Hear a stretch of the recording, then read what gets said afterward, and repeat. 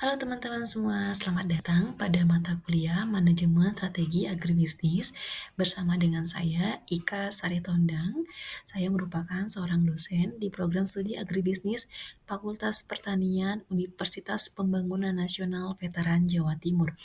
Mata kuliah Manajemen Strategi Agribisnis merupakan mata kuliah wajib yang diberikan kepada mahasiswa yang menempuh pendidikan di semester 5 di program studi Agribisnis Universitas Pembangunan Nasional Veteran Jawa Timur. Mari belajar bersama-sama dengan saya pada mata kuliah ini, yaitu mata kuliah Manajemen Strategi Agribisnis. Selamat belajar! Pada mata kuliah ini, kita akan belajar terlebih dahulu berkaitan dengan ruang lingkup dalam manajemen strategi agribisnis.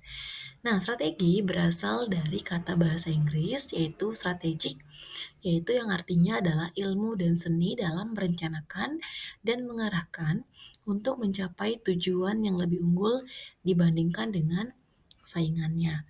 Kemudian setelah definisi strategi, maka kita akan lebih lanjut berkaitan dengan manajemen strategi. Manajemen strategi didefinisikan sebagai suatu rangkaian keputusan dan juga tindakan yang menghasilkan formulasi dan implementasi rencana untuk mencapai tujuan perusahaan. Kemudian juga manajemen strategi dapat didefinisikan sebagai suatu kegiatan yang terencana dengan tahapan-tahapan yang sudah direncanakan untuk mencapai tujuan-tujuan tertentu.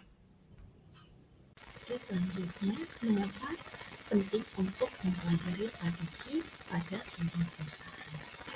Jawabannya kita temukan pada tadi berikutnya. Kenapa penting mempelajari strategi? Jawabannya adalah karena strategi ini berkaitan dengan keputusan besar yang dihadapi organisasi dalam melakukan bisnis, berkaitan dengan perilaku yang konsisten dan seharusnya mampu menciptakan keunggulan kompetitif daripada perusahaan. Jadi, strategi ini akan sangat berkaitan dengan berbagai keputusan yang harus diambil pada suatu kegiatan usaha. Strategi sangat penting untuk menentukan kesuksesan pada sebuah organisasi. Sehingga inilah yang menjadi alasan mengapa mempelajari strategi menjadi amat bermanfaat dan sangat menjanjikan untuk keberlangsungan pada sebuah usaha. Oleh karena itu, sudah seharusnya pihak manajemen daripada perusahaan sangat memperhatikan strategi pada usahanya. Mengapa manajemen strategi itu penting? Yang pertama, memberikan kerangka dasar dalam mana semua bentuk-bentuk perencanaan lainnya yang harus diambil. Yang kedua, pemahaman terhadap strategi akan mempermudah pemahaman bentuk-bentuk perencanaan lainnya. Yang ketiga, memberikan arah pencapaian tujuan perusahaan. Yang keempat, membantu memikirkan kepentingan dari berbagai pihak. Yang kelima, mengantisipasi setiap perubahan secara merata. Yang keenam, efisiensi dan efektivitas daripada kegiatan usaha. Sehingga inilah mengapa penting untuk mempelajari manajemen strategi pada sebuah usaha ataupun pada sebuah organisasi. Terdapat 4 pertanyaan dasar dalam pemikiran strategis. Yang pertama adalah analisis lingkungan, yang kedua mengetahui di mana posisi bersaing kita sekarang, dan yang ketiga di mana kita akan menempatkan diri kita nantinya, ataupun menetapkan milestone, yaitu posisi akhir kita di pasar itu nanti bagaimana. Kemudian akan mengetahui kebutuhan pelanggan itu yang seperti apa, dan juga akan menjawab pertanyaan bagaimana kita akan mewujudkannya. Nah, bisa dijawab bagaimana cara mewujudkannya dengan cara strategi apa yang akan kita tetapkan. Jadi dalam manajemen strategis kita akan mempelajari berkaitan dengan bagaimana lingkungannya, mengetahui posisi bersaing, bahkan kita akan tahu posisi kita di pasar itu pada titik mana, sehingga bisa ditetapkan strategi yang penting untuk dilakukan. Manajemen strategis terdiri atas 9 tugas penting. Yang pertama adalah merumuskan misi perusahaan, termasuk pernyataan umum mengenai intensi, falsafah, dan tujuan dari perusahaan. Yang kedua adalah melakukan analisis yang mencerminkan kondisi internal dan kemampuan dari perusahaan. Yang ketiga adalah menilai kondisi eksternal perusahaan termasuk pesaing dan faktor-faktor konseptual umum. Yang keempat, menganalisis pilihan-pilihan yang dimiliki oleh perusahaan dengan menyesuaikan sumber daya yang dimiliki dengan lingkungan eksternal. Yang kelima, mengidentifikasi pilihan yang paling diinginkan dengan mengevaluasi setiap pilihan yang ada sesuai dengan misi perusahaan. Yang keenam, memilih rangkaian tujuan jangka panjang dan strategi utama yang dapat menghasilkan pilihan yang paling diinginkan. Yang ketujuh, merancangkan tujuan-tujuan tahunan dan strategi jangka panjang yang sesuai dengan tujuan jangka panjang dan strategi utama yang dipilih. Yang kedelapan, mengimplementasikan pilihan strategis sesuai dengan anggaran alokasi sumber daya, yakni menyesuaikan tugas akhir. Yang kesembilan, mengevaluasi keberhasilan proses strategis sebagai bahan masukan untuk pengambilan keputusan pada masa yang akan datang. Tahapan dalam manajemen strategi antara lain adalah yang pertama, perumusan strategi, yaitu mencakup misi, nilai ataupun value, kemudian visi, analisa SWOT, tujuan jangka panjang, serta strategi alternatif. Kemudian yang kedua adalah implementasi strategi, mencakup tujuan tahunan, program dan kebijakan, kepemimpinan dan motivasi, alokasi sumber daya. Yang ketiga, evaluasi strategi, yakni mengukur prestasi, tindakan korektif yang diperlukan pada suatu bisnis. Ini adalah tahapan-tahapan dalam penerapan manajemen strategi pada suatu usaha ataupun pada sebuah perusahaan. Manajemen strategi di bidang agribisnis sangat dibutuhkan karena sifat dari hasil pertanian yaitu perishable ataupun mudah rusak karena memiliki kandungan air yang cukup tinggi. Kemudian bersifat musiman, artinya sementara produk itu dibutuhkan terus-menerus, tapi karena produk pertanian ini sifatnya musiman, tidak tersedia sepanjang waktu. Kemudian, harganya tidak stabil sehingga tidak ada kepastian dalam bisnis.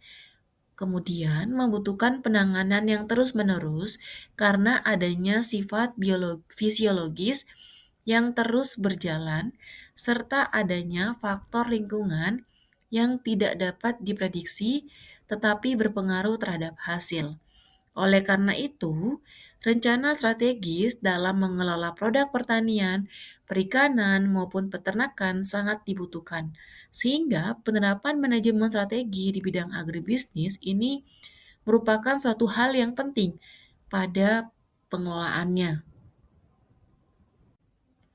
Di bidang pertanian, strategi bisnis dimulai dari penentuan demografi termasuk jenis tanah, kemudian ketinggian, luas tanah, iklim, jenis tanaman, ternak, cara budidaya, industri manufaktur, sasaran konsumen, sasaran pemasaran, transportasi, dan lain sebagainya. Oleh karena itu, manajemen strategi dibutuhkan agar tidak terjadi kesalahan dalam mengelola karena akan berdampak luas.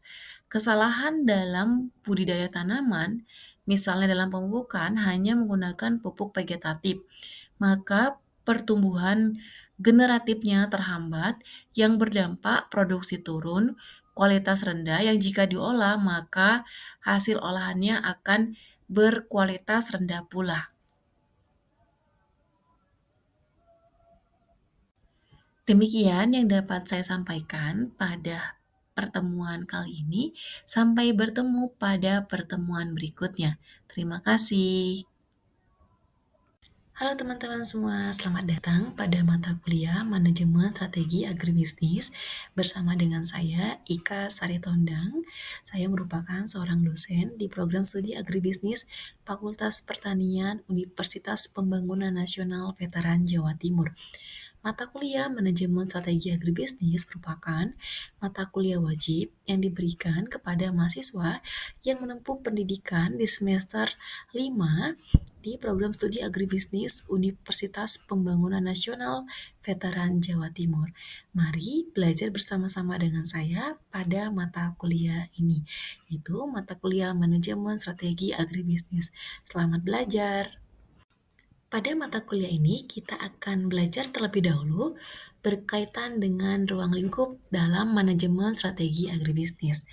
Nah, strategi berasal dari kata bahasa Inggris yaitu strategic, yaitu yang artinya adalah ilmu dan seni dalam merencanakan dan mengarahkan untuk mencapai tujuan yang lebih unggul dibandingkan dengan saingannya. Kemudian setelah definisi strategi, maka kita akan lebih lanjut berkaitan dengan manajemen strategi. Manajemen strategi didefinisikan sebagai suatu rangkaian keputusan dan juga tindakan yang menghasilkan formulasi dan implementasi rencana untuk mencapai tujuan perusahaan.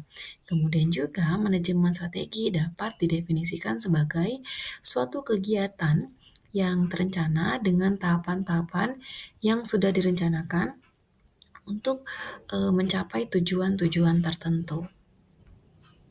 Oke, selanjutnya, mengapa penting untuk mempelajari strategi pada sebuah perusahaan? Begitu yang kita temukan pada materi berikutnya. Kenapa penting mempelajari strategi? Jawabannya adalah karena strategi ini berkaitan dengan keputusan besar yang dihadapi organisasi dalam melakukan bisnis, berkaitan dengan perilaku yang konsisten dan seharusnya mampu menciptakan keunggulan kompetitif daripada perusahaan.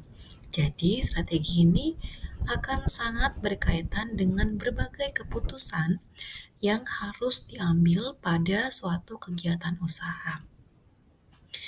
Strategi sangat penting untuk menentukan kesuksesan pada sebuah organisasi. Sehingga inilah yang menjadi alasan mengapa mempelajari strategi menjadi amat bermanfaat dan sangat menjanjikan untuk keberlangsungan pada sebuah usaha. Oleh karena itu, sudah seharusnya pihak manajemen daripada perusahaan sangat memperhatikan strategi pada usahanya. Mengapa manajemen strategi itu penting? Yang pertama, memberikan kerangka dasar dalam mana semua bentuk-bentuk perencanaan lainnya yang harus diambil. Yang kedua, pemahaman terhadap strategi akan mempermudah pemahaman bentuk-bentuk perencanaan lainnya. Yang ketiga, memberikan arah pencapaian tujuan perusahaan. Yang keempat, membantu memikirkan kepentingan dari berbagai pihak. Yang kelima, mengantisipasi setiap perubahan secara merata. Yang keenam, efisiensi dan efektivitas daripada kegiatan usaha. Sehingga inilah mengapa penting untuk mempelajari manajemen strategi pada sebuah usaha ataupun pada sebuah organisasi. Terdapat 4 pertanyaan pertanyaan dasar dalam pemikiran strategis. Yang pertama adalah analisis lingkungan, yang kedua mengetahui di mana posisi bersaing kita sekarang, dan yang ketiga di mana kita akan menempatkan diri kita nantinya, ataupun menetapkan milestone, yaitu posisi akhir kita di pasar itu nanti bagaimana. Kemudian akan mengetahui kebutuhan pelanggan itu yang seperti apa, dan juga akan menjawab pertanyaan bagaimana kita akan mewujudkannya. Nah, bisa dijawab bagaimana cara mewujudkannya dengan cara strategi apa yang akan kita tetapkan. Jadi dalam manajemen strategis kita akan mempelajari berkaitan dengan bagaimana lingkungannya, mengetahui posisi bersaing, bahkan kita akan tahu posisi kita di pasar itu pada titik mana, sehingga bisa ditetapkan strategi yang penting untuk dilakukan. Manajemen strategis terdiri atas 9 tugas penting. Yang pertama adalah merumuskan misi perusahaan, termasuk pernyataan umum mengenai intensi, falsafah, dan tujuan dari perusahaan. Yang kedua adalah melakukan analisis yang mencerminkan kondisi internal dan kemampuan dari perusahaan. Yang ketiga adalah menilai kondisi eksternal perusahaan, termasuk pesaing dan faktor-faktor konseptual umum. Yang keempat, menganalisis pilihan-pilihan yang dimiliki oleh perusahaan dengan menyesuaikan sumber daya yang dimiliki dengan lingkungan eksternal. Yang kelima, mengidentifikasi pilihan yang paling diinginkan dengan mengevaluasi setiap pilihan yang ada sesuai dengan misi perusahaan. Yang keenam, memilih rangkaian tujuan jangka panjang dan strategi utama yang dapat menghasilkan pilihan yang paling diinginkan. Yang ketujuh, merancangkan tujuan-tujuan tahunan dan strategi jangka panjang yang sesuai dengan tujuan jangka panjang dan strategi utama yang dipilih. Yang kedelapan, mengimplementasikan pilihan strategis sesuai dengan anggaran alokasi sumber daya, yakni menyesuaikan tugas akhir. Yang kesembilan, mengevaluasi keberhasilan proses strategis sebagai bahan masukan untuk pengambilan keputusan pada masa yang akan datang. Tahapan dalam manajemen strategi antara lain adalah yang pertama, perumusan strategi, yaitu mencakup misi, nilai ataupun value, kemudian visi, analisa SWOT, tujuan jangka panjang, serta strategi alternatif. Kemudian yang kedua adalah implementasi strategi, mencakup tujuan tahunan, program dan kebijakan, kepemimpinan dan motivasi, alokasi sumber daya. Yang ketiga, evaluasi strategi, yakni mengukur prestasi, tindakan korektif yang diperlukan pada suatu bisnis. Ini adalah tahapan-tahapan dalam penerapan manajemen strategi pada suatu usaha ataupun pada sebuah perusahaan. Manajemen strategi di bidang agribisnis sangat dibutuhkan karena sifat dari hasil pertanian yaitu perishable ataupun mudah rusak karena memiliki kandungan air yang cukup tinggi. Kemudian bersifat musiman, artinya sementara produk itu dibutuhkan terus-menerus, tapi karena produk pertanian ini sifatnya musiman, tidak tersedia sepanjang waktu. Kemudian, harganya tidak stabil sehingga tidak ada kepastian dalam bisnis. Kemudian, membutuhkan penanganan yang terus-menerus karena adanya sifat fisiologis yang terus berjalan serta adanya faktor lingkungan yang tidak dapat diprediksi tetapi berpengaruh terhadap hasil. Oleh karena itu, rencana strategis dalam mengelola produk pertanian, perikanan, maupun peternakan sangat dibutuhkan. Sehingga penerapan manajemen strategi di bidang agribisnis ini merupakan suatu hal yang penting pada pengelolaannya.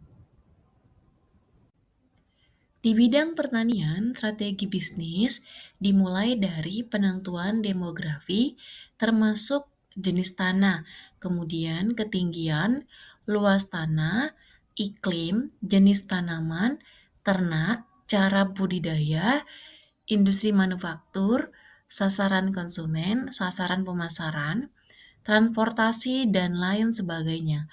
Oleh karena itu, manajemen strategi dibutuhkan agar tidak terjadi kesalahan dalam mengelola karena akan berdampak luas. Kesalahan dalam budidaya tanaman, misalnya dalam pemupukan hanya menggunakan pupuk vegetatif, maka pertumbuhan generatifnya terhambat yang berdampak produksi turun, kualitas rendah yang jika diolah maka hasil olahannya akan berkualitas rendah pula. Demikian yang dapat saya sampaikan pada pertemuan kali ini. Sampai bertemu pada pertemuan berikutnya. Terima kasih. Halo teman-teman semuanya, selamat datang pada mata kuliah Manajemen Strategi Agribisnis. Pada pertemuan kali ini kita akan belajar lebih dalam berkaitan dengan analisis lingkungan internal dan eksternal pada sebuah usaha ataupun pada sebuah bisnis dan organisasi. Selamat belajar. Pada sebuah usaha, kita mengenal namanya lingkungan bisnis. Lingkungan bisnis ini diperlukan sebagai pertimbangan dalam pengambilan keputusan ataupun juga penetapan strategi organisasi. Pada sebuah usaha ataupun pada sebuah bisnis terdapat dua lingkungan. Yang pertama adalah lingkungan internal dan yang kedua adalah lingkungan eksternal. Yang pertama berkaitan dengan lingkungan internal. Lingkungan internal merupakan suatu proses untuk menemukan aspek-aspek internal ataupun variabel internal perusahaan yang diperlukan dalam menghadapi lingkungan eksternalnya dan mengevaluasinya apakah berada dalam posisi yang kuat ataupun juga posisi yang lemah. Lingkungan internal ialah lingkungan dalam perusahaan yang perlu diidentifikasi kekuatan dan kelemahannya. Jadi, dalam lingkungan internal ini akan mengidentifikasi yaitu berupa kekuatan dan kelemahan daripada perusahaan. Dari kekuatan dan kelemahan ini akan dikaji apa saja yang menjadi kekuatan dan kelemahan. Setelah mengetahui kekuatan dan kelemahan, maka menentukan tujuan. Setelah tahu tujuannya, maka menggariskan tindakan apa ataupun menentukan tindakan apa yang harus dilakukan. Adapun analisis lingkungan internal pada sebuah usaha ataupun bisnis mencakup yang pertama, aspek manajemen dan sumber daya manusia. Yang kedua, aspek pemasaran. Yang ketiga, aspek keuangan. Yang keempat, aspek produksi. Yang kelima, aspek penelitian dan pengembangan. Yang keenam, budaya organisasi. Yang ketujuh, sistem informasi. Yang pertama adalah aspek pemasaran. Agar posisi produk di pasar sesuai dengan harapan, maka faktor-faktor yang perlu diperhatikan antara lain adalah yang pertama pangsa pasar, kemudian pelayanan purna jual, kepemilikan informasi tentang pasar, pengendalian distributor, kondisi satuan kerja pemasaran, kemudian kegiatan promosi, harga jual produk, komitmen manajemen puncak, loyalitas pelanggan dan kebijakan produk baru. Di samping itu, citra juga merek merupakan hal yang penting untuk diperhatikan. Kemudian, keuangan. Dana dibutuhkan dalam operasional perusahaan. Oleh karena itu, faktor-faktor yang perlu diperhitungkan adalah kemampuan perusahaan memupuk modal jangka pendeknya dan jangka panjangnya. Beban yang harus dipikul sebagai upaya untuk memperoleh modal tambahan, kemudian hubungan baik dengan penanam modal dan pemegang saham, pengelolaan keuangan, struktur modal kerja, serta harga jual ini sangat menentukan berkaitan dengan aspek dari keuangan. Aspek selanjutnya yaitu aspek produksi. Kegiatan produksi operasi perusahaan paling tidak dapat dilihat dari keteguhan dalam prinsip yaitu efisiensi, efektivitas, dan produktivitas. Oleh karenanya, faktor-faktor yang perlu diperhatikan adalah hubungan baik dengan pemasok, sistem logistik yang handal, lokasi fasilitas yang tepat, pemanfaatan teknologi yang tepat, organisasi yang memiliki kesatuan sistem yang bulat, pembiayaan, pendekatan inovatif dan proaktif, kemungkinan terjadinya terobosan dalam proses produksi, kemudian pengendalian mutu dan proses layanan yang baik. Aspek selanjutnya yaitu aspek sumber daya manusia. Manusia merupakan sumber daya terpenting bagi perusahaan. Oleh karena itu, manajer perlu berupaya agar terwujud perilaku positif di kalangan karyawan perusahaan. Berbagai faktor yang perlu diperhatikan antara lain adalah langkah-langkah yang berkaitan dengan misalnya kepuasan, motivasi kerja, serta produktivitas dan imbalan dari karyawan dan faktor lainnya. Aspek selanjutnya yaitu sistem informasi. Peneliti strategi perlu menganalisis berbagai segi dari sistem informasi manajemen. Antara lain adalah aspek-aspek software, hardware, dan brandware-nya. Selain input, proses dan output berupa informasi yang sesuai dengan kebutuhan pada tiap jenjang manajemen.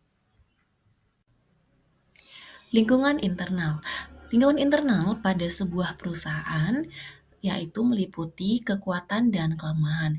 Dalam kekuatan, hal ini merujuk pada semua aset internal yang memberikan keunggulan kompetitif kepada organisasi. Ini bisa berupa sumber daya manusia yang berkualitas, teknologi terkini, merek yang kuat, atau proses produksi yang efisien.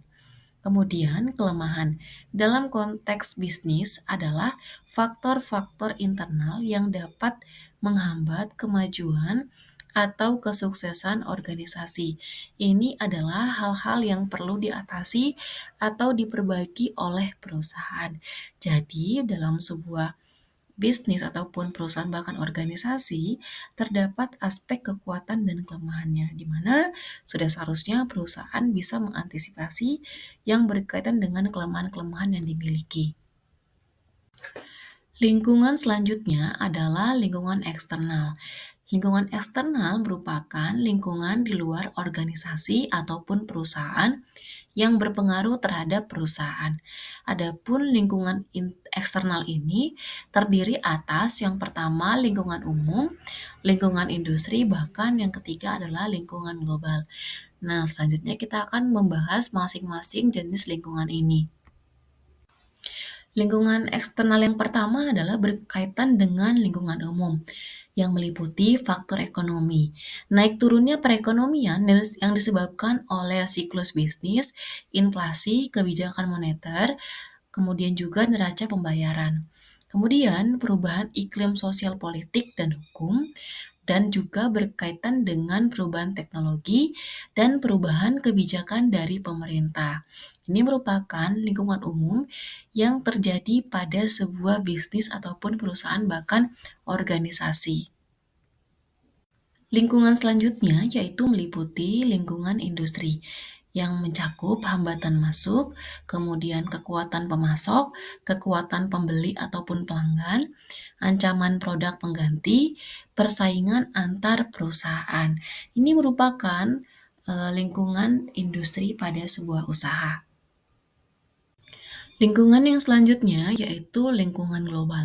Yang termasuk lingkungan global tentunya meliputi bahasa, culture ataupun budaya, politik, ekonomi, campur tangan pemerintah, tenaga kerja, pembiayaan, riset pasar, periklanan, transportasi dan komunikasi, kerjasama ataupun juga kontrak-kontrak dan sebagainya.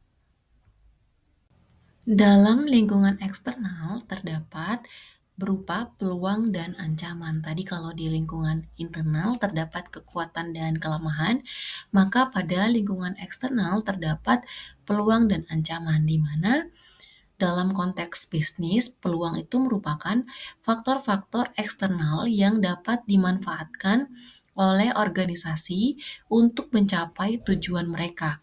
Peluang-peluang ini seringkali muncul dari lingkungan eksternal dan dapat membantu perusahaan untuk tumbuh dan berkembang.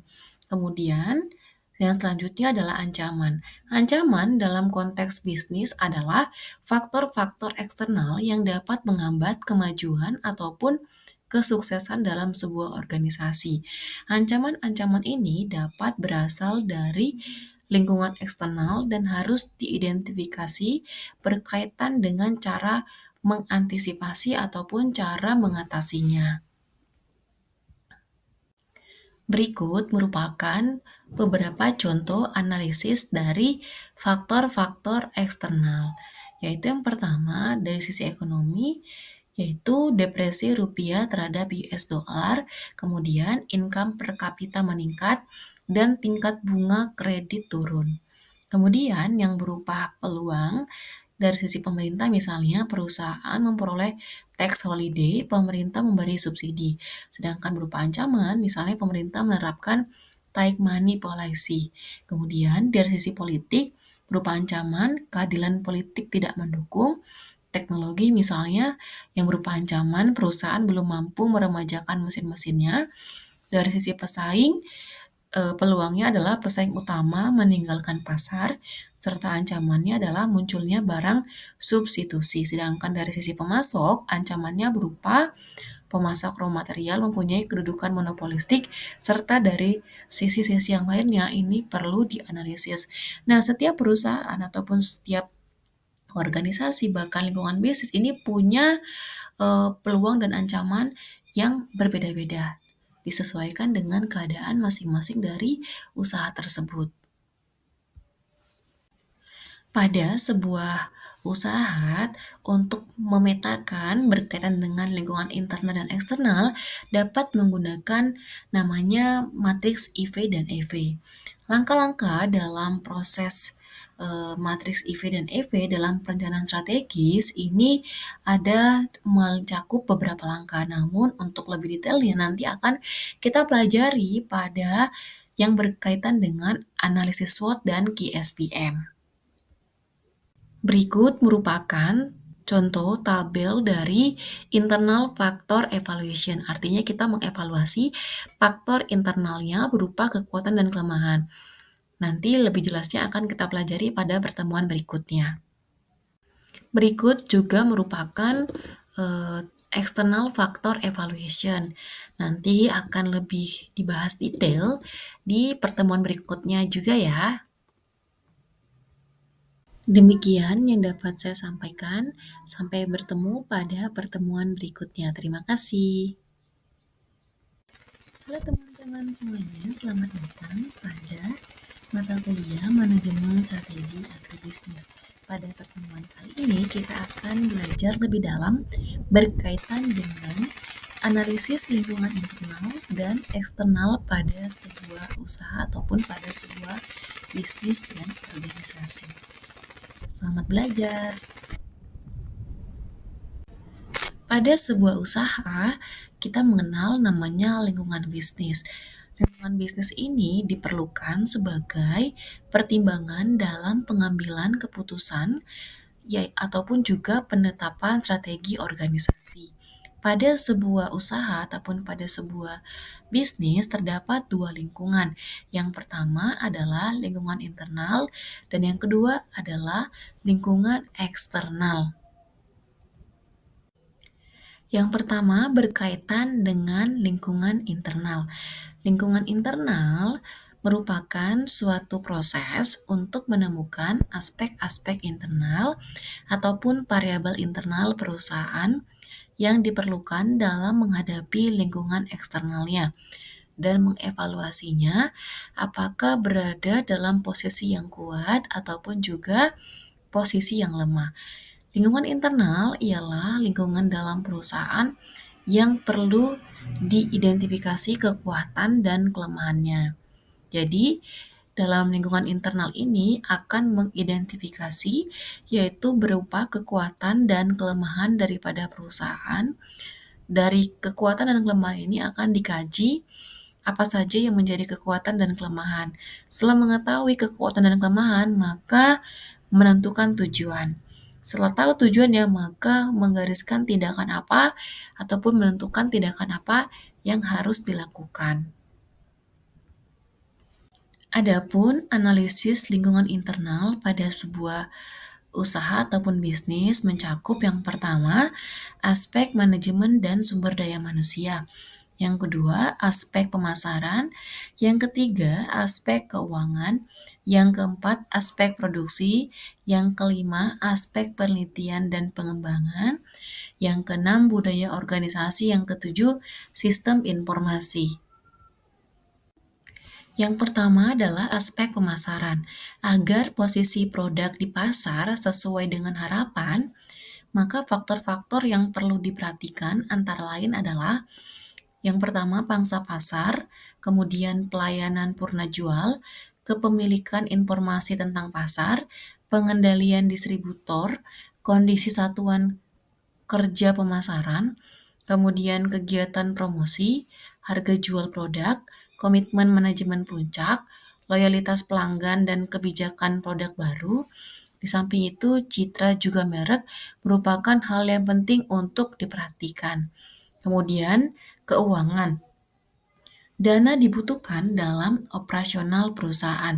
Oleh karena itu, faktor-faktor yang perlu diperhitungkan adalah kemampuan perusahaan memupuk modal jangka pendeknya dan jangka panjangnya. Beban yang harus dipikul sebagai upaya untuk memperoleh modal tambahan, kemudian hubungan baik dengan penanam modal dan pemegang saham, pengelolaan keuangan, struktur modal kerja, serta harga jual ini sangat menentukan berkaitan dengan aspek dari keuangan. Aspek selanjutnya yaitu aspek produksi. Kegiatan produksi operasi perusahaan paling tidak dapat dilihat dari keteguhan dalam prinsip yaitu efisiensi, efektivitas, dan produktivitas. Oleh karenanya, faktor-faktor yang perlu diperhatikan adalah hubungan baik dengan pemasok, sistem logistik yang handal, lokasi fasilitas yang tepat, pemanfaatan teknologi yang tepat, organisasi yang memiliki kesatuan sistem yang bulat, pembiayaan, pendekatan inovatif dan proaktif, kemungkinan terjadinya terobosan dalam proses produksi, kemudian pengendalian mutu dan proses layanan yang baik. Aspek selanjutnya yaitu aspek sumber daya manusia. Manusia merupakan sumber daya terpenting bagi perusahaan. Oleh karena itu, manajer perlu berupaya agar terwujud perilaku positif di kalangan karyawan perusahaan.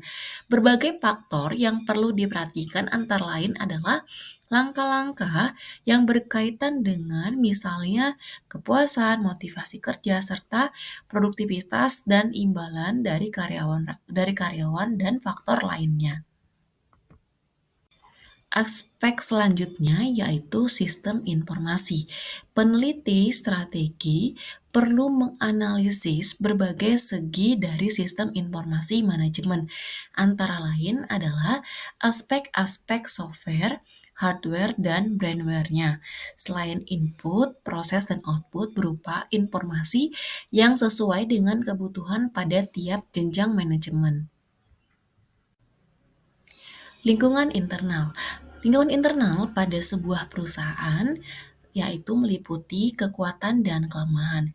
Dalam kekuatan, hal ini merujuk pada semua aset internal yang memberikan keunggulan kompetitif kepada organisasi. Ini bisa berupa sumber daya manusia yang berkualitas, teknologi terkini, merek yang kuat, atau proses produksi yang efisien.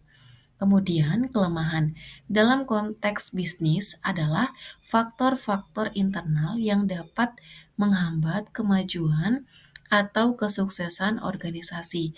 Ini adalah hal-hal yang perlu diatasi atau diperbaiki oleh perusahaan.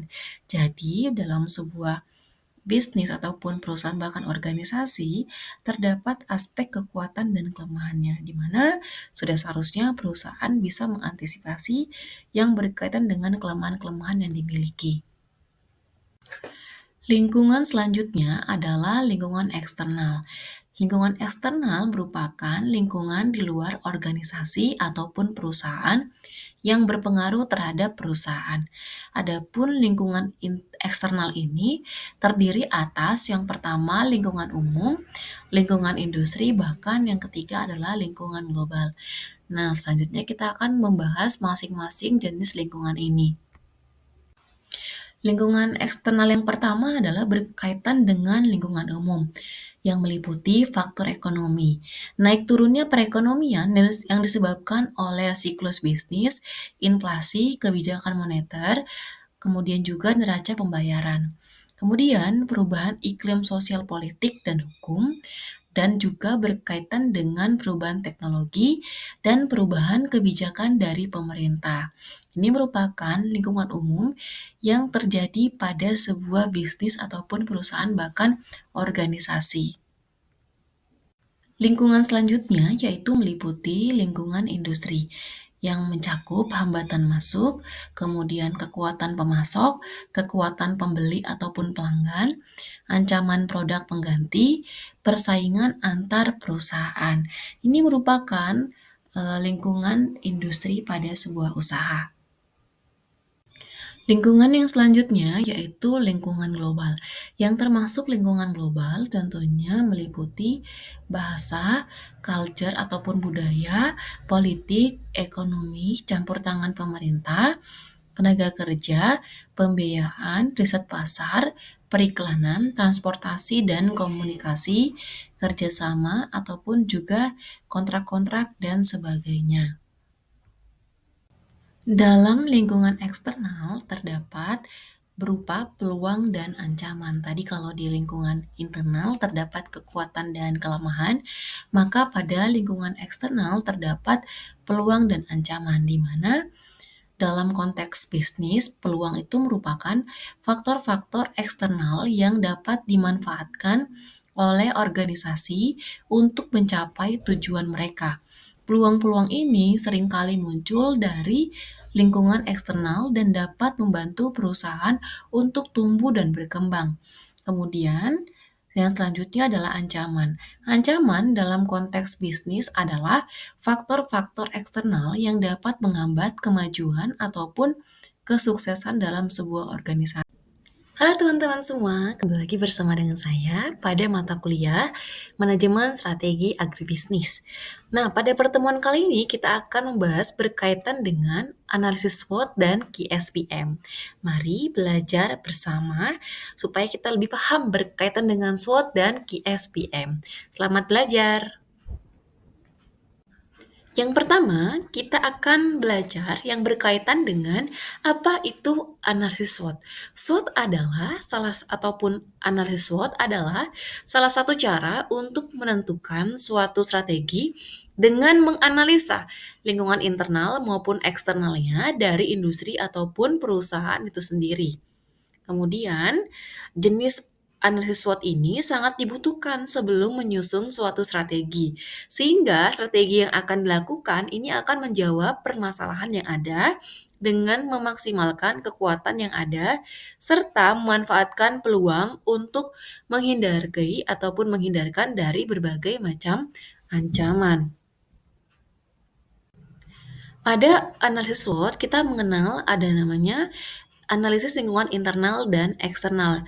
Nah, masing-masing dari analisis lingkungan internal dan eksternal sudah kita pelajari pada pertemuan sebelumnya. di mana internal itu ada kekuatan ataupun strength dan kelemahan ataupun weakness, dan eksternalnya berupa peluang ataupun opportunities dan ancaman ataupun threats. Nah, walaupun kita sudah belajar di pertemuan sebelumnya, namun pada pertemuan kali ini kita akan mengingat kembali apa saja yang termasuk pada lingkungan internal dan eksternal. Meliputi kalau lingkungan internalnya meliputi manajemen, pemasaran, keuangan, produksi ataupun operasi, kemudian penelitian dan pengembangan, bahkan sistem informasi. Sedangkan lingkungan eksternal berkaitan dengan kondisi ekonomi, sosial, budaya, demografi, lingkungan, politik, pemerintahan, teknologi, bahkan berkaitan dengan kompetitor. Ini adalah bagian dari lingkungan eksternal dan internal pada sebuah usaha. Nah, namun pada usaha-usaha tertentu ini perlu, diulas kembali ataupun dipertimbangkan kembali yang berkaitan dengan analisis lingkungan ini. Kenapa kita harus mempelajari berkaitan dengan SWOT? Karena SWOT ini dapat digunakan untuk proses pengambilan keputusan. Jadi keputusan yang diambil pada sebuah usaha dapat menggunakan namanya analisis SWOT. Di mana dimulai dari kita mengevaluasi berkaitan dengan kinerja perusahaan. Setelah dievaluasi, maka akan mengevaluasi juga berkaitan dengan visi misi, tujuan, bahkan kebijakan daripada perusahaan. Nah, dan juga pada perusahaan ada juga namanya analisis budaya manajer. Nah, di sini juga nanti kita akan melihat berkaitan dengan analisis lingkungan internalnya maupun lingkungan eksternalnya. Nah, dari analisis ini akan kita lihat analisis faktor strategis. Akan dipilih ataupun pemilihan faktor strategis berupa peluang, ancaman, kekuatan, maupun kelemahan.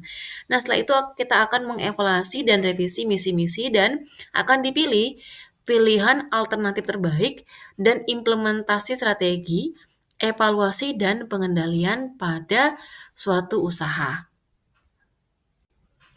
Berikut merupakan langkah dalam analisis SWOT dan KSPM. Yang pertama, menentukan faktor internal dan eksternal. Faktor internal dan eksternal yaitu berupa kekuatan ataupun strength, kelemahan ataupun weakness, peluang ataupun opportunities, dan ancaman ataupun threats yang berasal dari objek yang diteliti yang diambil dari hasil observasi dan wawancara. Di mana kekuatan ini kita akan mengidentifikasi faktor-faktor internal yang menjadi kekuatan perusahaan. Ini dapat mencakup aset, sumber daya manusia yang berkualitas maupun teknologi unggulan, merek yang kuat, dan sebagainya macamnya. Kemudian kelemahan, kita akan mengidentifikasi faktor-faktor internal yang menjadi kelemahan perusahaan. Ini dapat mencakup kurangnya sumber daya, proses yang tidak efisien, dan manajemen yang lemah, dan sebagainya. Jadi dalam lingkungan internal ini yang berkaitan. Evaluasi kekuatan dan kelemahan internal secara keseluruhan. Pertimbangkan bagaimana kekuatan dapat dimaksimalkan dan kelemahan dapat diatasi. Evaluasi peluang dan ancaman eksternal secara keseluruhan. Pertimbangkan bagaimana peluang dapat dimanfaatkan dan ancaman ini dapat dihadapi. Yang pertama berkaitan dengan peluang. Identifikasi peluang-peluang eksternal yang tersedia dalam lingkungan bisnis. Ini dapat mencakup perubahan pasar, perkembangan teknologi, bahkan berkaitan dengan kondisi hal-hal lainnya. Kemudian ancaman, identifikasi ancaman-ancaman eksternal yang mungkin mempengaruhi perusahaan. Ancaman dapat berupa persaingan yang meningkat, perubahan regulasi, bahkan perubahan kondisi ekonomi, dan lain-lainnya. Nah, setelah kita mengevaluasi berkaitan dengan analisis lingkungan internal dan eksternalnya, maka akan dilanjutkan dengan membuat matriks IV ataupun internal factor evaluation dan EV external factor evaluation, di mana matriks IV digunakan untuk penilaian dan pembobotan dari faktor internal yang berupa kekuatan dan kelemahan dalam suatu bisnis. Dan EV digunakan untuk memberikan penilaian dan pembobotan dari faktor eksternal yang berupa peluang dan ancaman. Nah, berikan penilaian ataupun skor untuk setiap kekuatan internal. Skala penilaian biasanya berkisar antara 1 hingga 4. Pastikan penilaian objektif dan didasarkan pada bukti yang kuat. Skala skor biasanya berkisar antara 1 sampai dengan 4. Yang skor pertama artinya tidak penting, yang kedua kurang penting, 3 penting, 4 sangat penting. Nah, setelah kita memberikan skor dengan rank 1 sampai dengan 4, setelah itu hitung nilai pembobotan dengan rumus perhitungan sama dengan di mana nilai bobotnya tidak boleh melebihi skor total yaitu 1. Berikut merupakan tabel dari analisis faktor internal ataupun internal factor evaluation. Jadi, ada bobot, rating, dan skor. Rumus untuk menghitung skor IV adalah skor sama dengan bobot kali rating. Jadi, nanti akan dihitung skor untuk setiap faktor kekuatan maupun kelemahannya. Langkah yang sama juga diberikan untuk menghitung EV ataupun external factor evaluation dengan menghitung bobot, rating, dan skor dari peluang serta ancaman pada sebuah bisnis yang dijalankan ataupun sebuah usaha yang dijalankan. Setelah menghitung berapa nilai IV dan EV-nya, maka akan ditentukan penentuan posisi. Penentuan posisi kuadran digunakan untuk melihat posisi suatu usaha dalam matriks. Jadi setelah dihitung IV dan EV-nya, kita akan memasukkan nilai tersebut pada matriks. Nah, pada tayangan ini dapat dilihat ada 9 matriks yaitu matriks IV dan EV. Jadi ada 1 sampai dengan 9 kuadran. Nanti nilainya ini didapat dari perhitungan nilai IV dan EV-nya. Ketentuan-ketentuan untuk suatu divisi organisasi berada pada sel 1, 2, atau 4 dapat digambarkan sebagai bertumbuh dan membangun ataupun grow and build. Strategi-strategi yang cocok bagi divisi ini adalah strategi intensif seperti market penetration, market development, dan product development, ataupun strategi terintegrasi seperti backward integration, forward integration, dan horizontal integration. Kemudian, untuk divisi yang berada pada sel 3, 5, atau 7, paling baik dikendalikan dengan strategi menjaga dan mempertahankan ataupun hold and maintain. Strategi-strategi yang umum dipakai yaitu strategi market penetration dan product development. Untuk divisi yang berada pada sel 6, 8, atau 9 dapat menggunakan strategi panen ataupun divestasi, harvest, dan divestiture. Perusahaan dianggap paling sukses jika mampu menghasilkan bisnis yang berada pada kuadran sel yang pertama. Jadi dari 9 kuadran tadi itu akan dilihat nilainya berada pada kuadran berapa melalui nilai IV dan EV-nya. Penentuan posisi kuadran juga bisa menggunakan 4 kuadran. Nah, tadi kalau di awal ada sekitar 9 kuadran, namun kita juga bisa menggunakan 4 kuadran. Jadi nilai IV dan EV tadi dimasukkan di kuadran yang 4 ini. Ada kuadran 1, 2, 3, dan 4. Nah, setelah kita menentukan posisi kuadran, maka selanjutnya adalah membuat matriks strategi SWOT. Matriks strategi SWOT dilakukan dengan memadukan faktor kekuatan, kelemahan, peluang, dan ancaman. Terdapat 4 strategi yang dihasilkan dalam matriks SWOT, yaitu strategi SO, Strength Opportunity, WO, Weakness Opportunity, ST, Strength dan Threat, dan WT, Weakness dan Threat. Kuadran 1 yaitu SO, ataupun strategi strength dan opportunities, di mana perusahaan memiliki kekuatan internal untuk memanfaatkan peluang eksternalnya. Strategi ini memaksimalkan kekuatan agar bisa memanfaatkan peluang. Sedangkan kalau di kuadran 2 yaitu strategi WO ataupun kuadran WO yaitu dengan strategi weakness dan opportunity. Perusahaan memiliki kelemahan internal yang harus diatasi dengan memanfaatkan peluang yang ada. Jadi kelemahan di perusahaan dapat diatasi dengan memanfaatkan peluang-peluang yang ada pada perusahaan tersebut. Sedangkan Kuadran ketiga yaitu kuadran ST ataupun strategi Strength and Threats. Perusahaan memiliki kekuatan internal untuk menghadapi ancaman eksternal. Strategi di sini adalah memaksimalkan kekuatan internal untuk menghadapi ancaman. Kemudian di kuadran keempat yaitu kuadran WT ataupun strategi Weakness and Threat. Perusahaan memiliki kelemahan internal yang harus diatasi untuk menghadapi ancaman eksternal. Strategi di sini adalah mengatasi kelemahan untuk menghadapi berbagai ancaman. Nah, tadi setelah kita tahu berada pada posisi kuadran berapa, maka akan ditentukan strategi SO. Buat strategi di sini yang menggunakan kekuatan untuk memanfaatkan peluang ataupun strategi WO.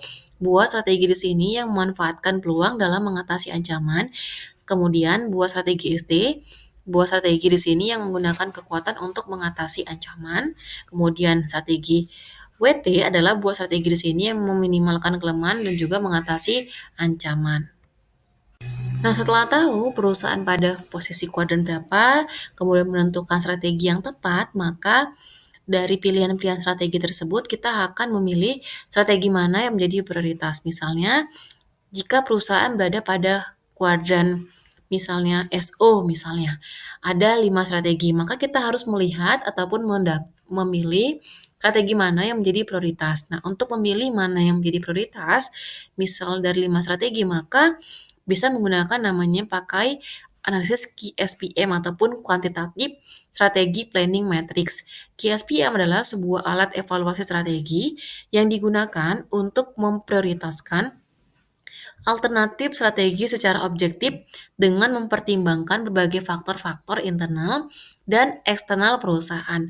Seringkali berasal dari hasil analisis SWOT untuk menentukan strategi mana yang paling layak dan paling baik untuk dilaksanakan.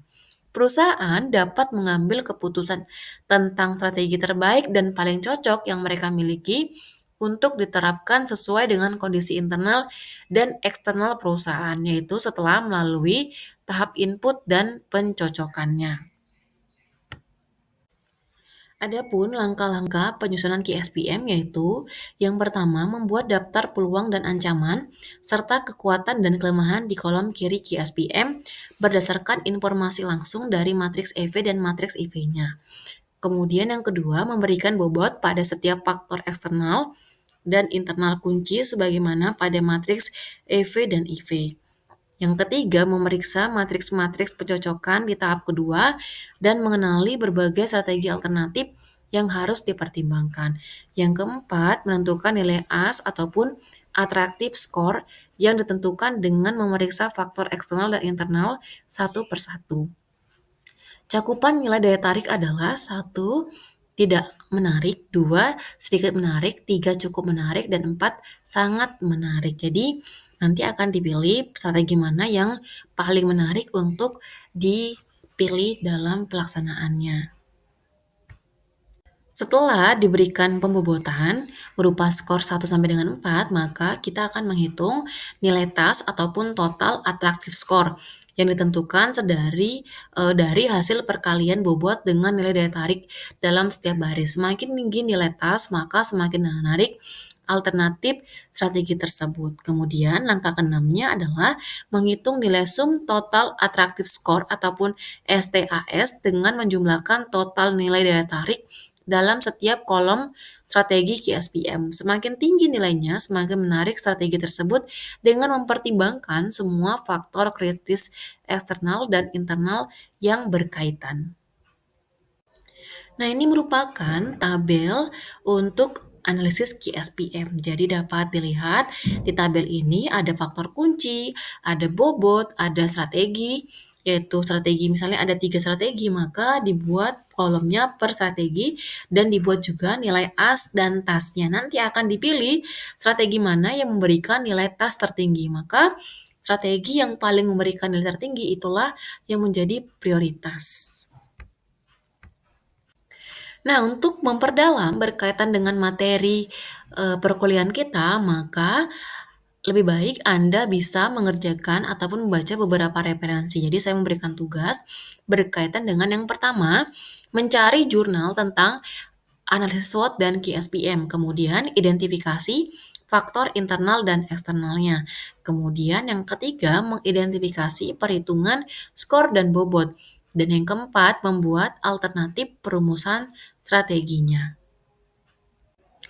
Demikian yang dapat saya sampaikan pada pertemuan ini. Semoga apa yang saya sampaikan dapat bermanfaat bagi saudara. Sampai bertemu pada pertemuan berikutnya. Terima kasih. Analisis lingkungan internal dan eksternal.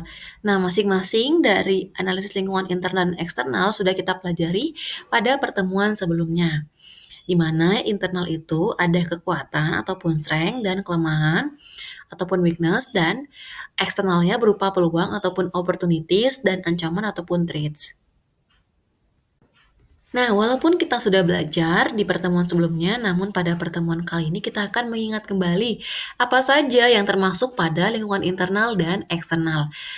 Meliputi kalau lingkungan internalnya meliputi manajemen, pemasaran, keuangan, produksi ataupun operasi, kemudian penelitian dan pengembangan, bahkan sistem informasi.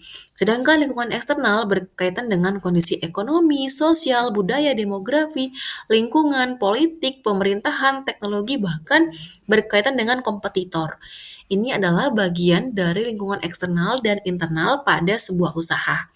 Nah, namun pada usaha-usaha tertentu ini perlu diulas kembali ataupun dipertimbangkan kembali yang berkaitan dengan analisis lingkungan ini. Kenapa kita harus mempelajari berkaitan dengan SWOT? Karena SWOT ini dapat digunakan untuk proses pengambilan keputusan. Jadi keputusan yang diambil pada sebuah usaha dapat menggunakan namanya analisis SWOT. Di mana dimulai dari kita mengevaluasi berkaitan dengan kinerja perusahaan. Setelah dievaluasi, maka akan mengevaluasi juga berkaitan dengan visi misi, tujuan, bahkan kebijakan daripada perusahaan. Nah, dan juga pada perusahaan ada juga namanya analisis budaya manajer. Nah, di sini juga nanti kita akan melihat berkaitan dengan analisis lingkungan internalnya maupun lingkungan eksternalnya. Nah, dari analisis ini akan kita lihat analisis faktor strategis. Akan dipilih ataupun pemilihan faktor strategis berupa peluang, ancaman, kekuatan, maupun kelemahan. Nah, setelah itu kita akan mengevaluasi dan revisi misi-misi dan akan dipilih pilihan alternatif terbaik dan implementasi strategi, evaluasi, dan pengendalian pada suatu usaha. Berikut merupakan langkah dalam analisis SWOT dan KSPM. Yang pertama, menentukan faktor internal dan eksternal.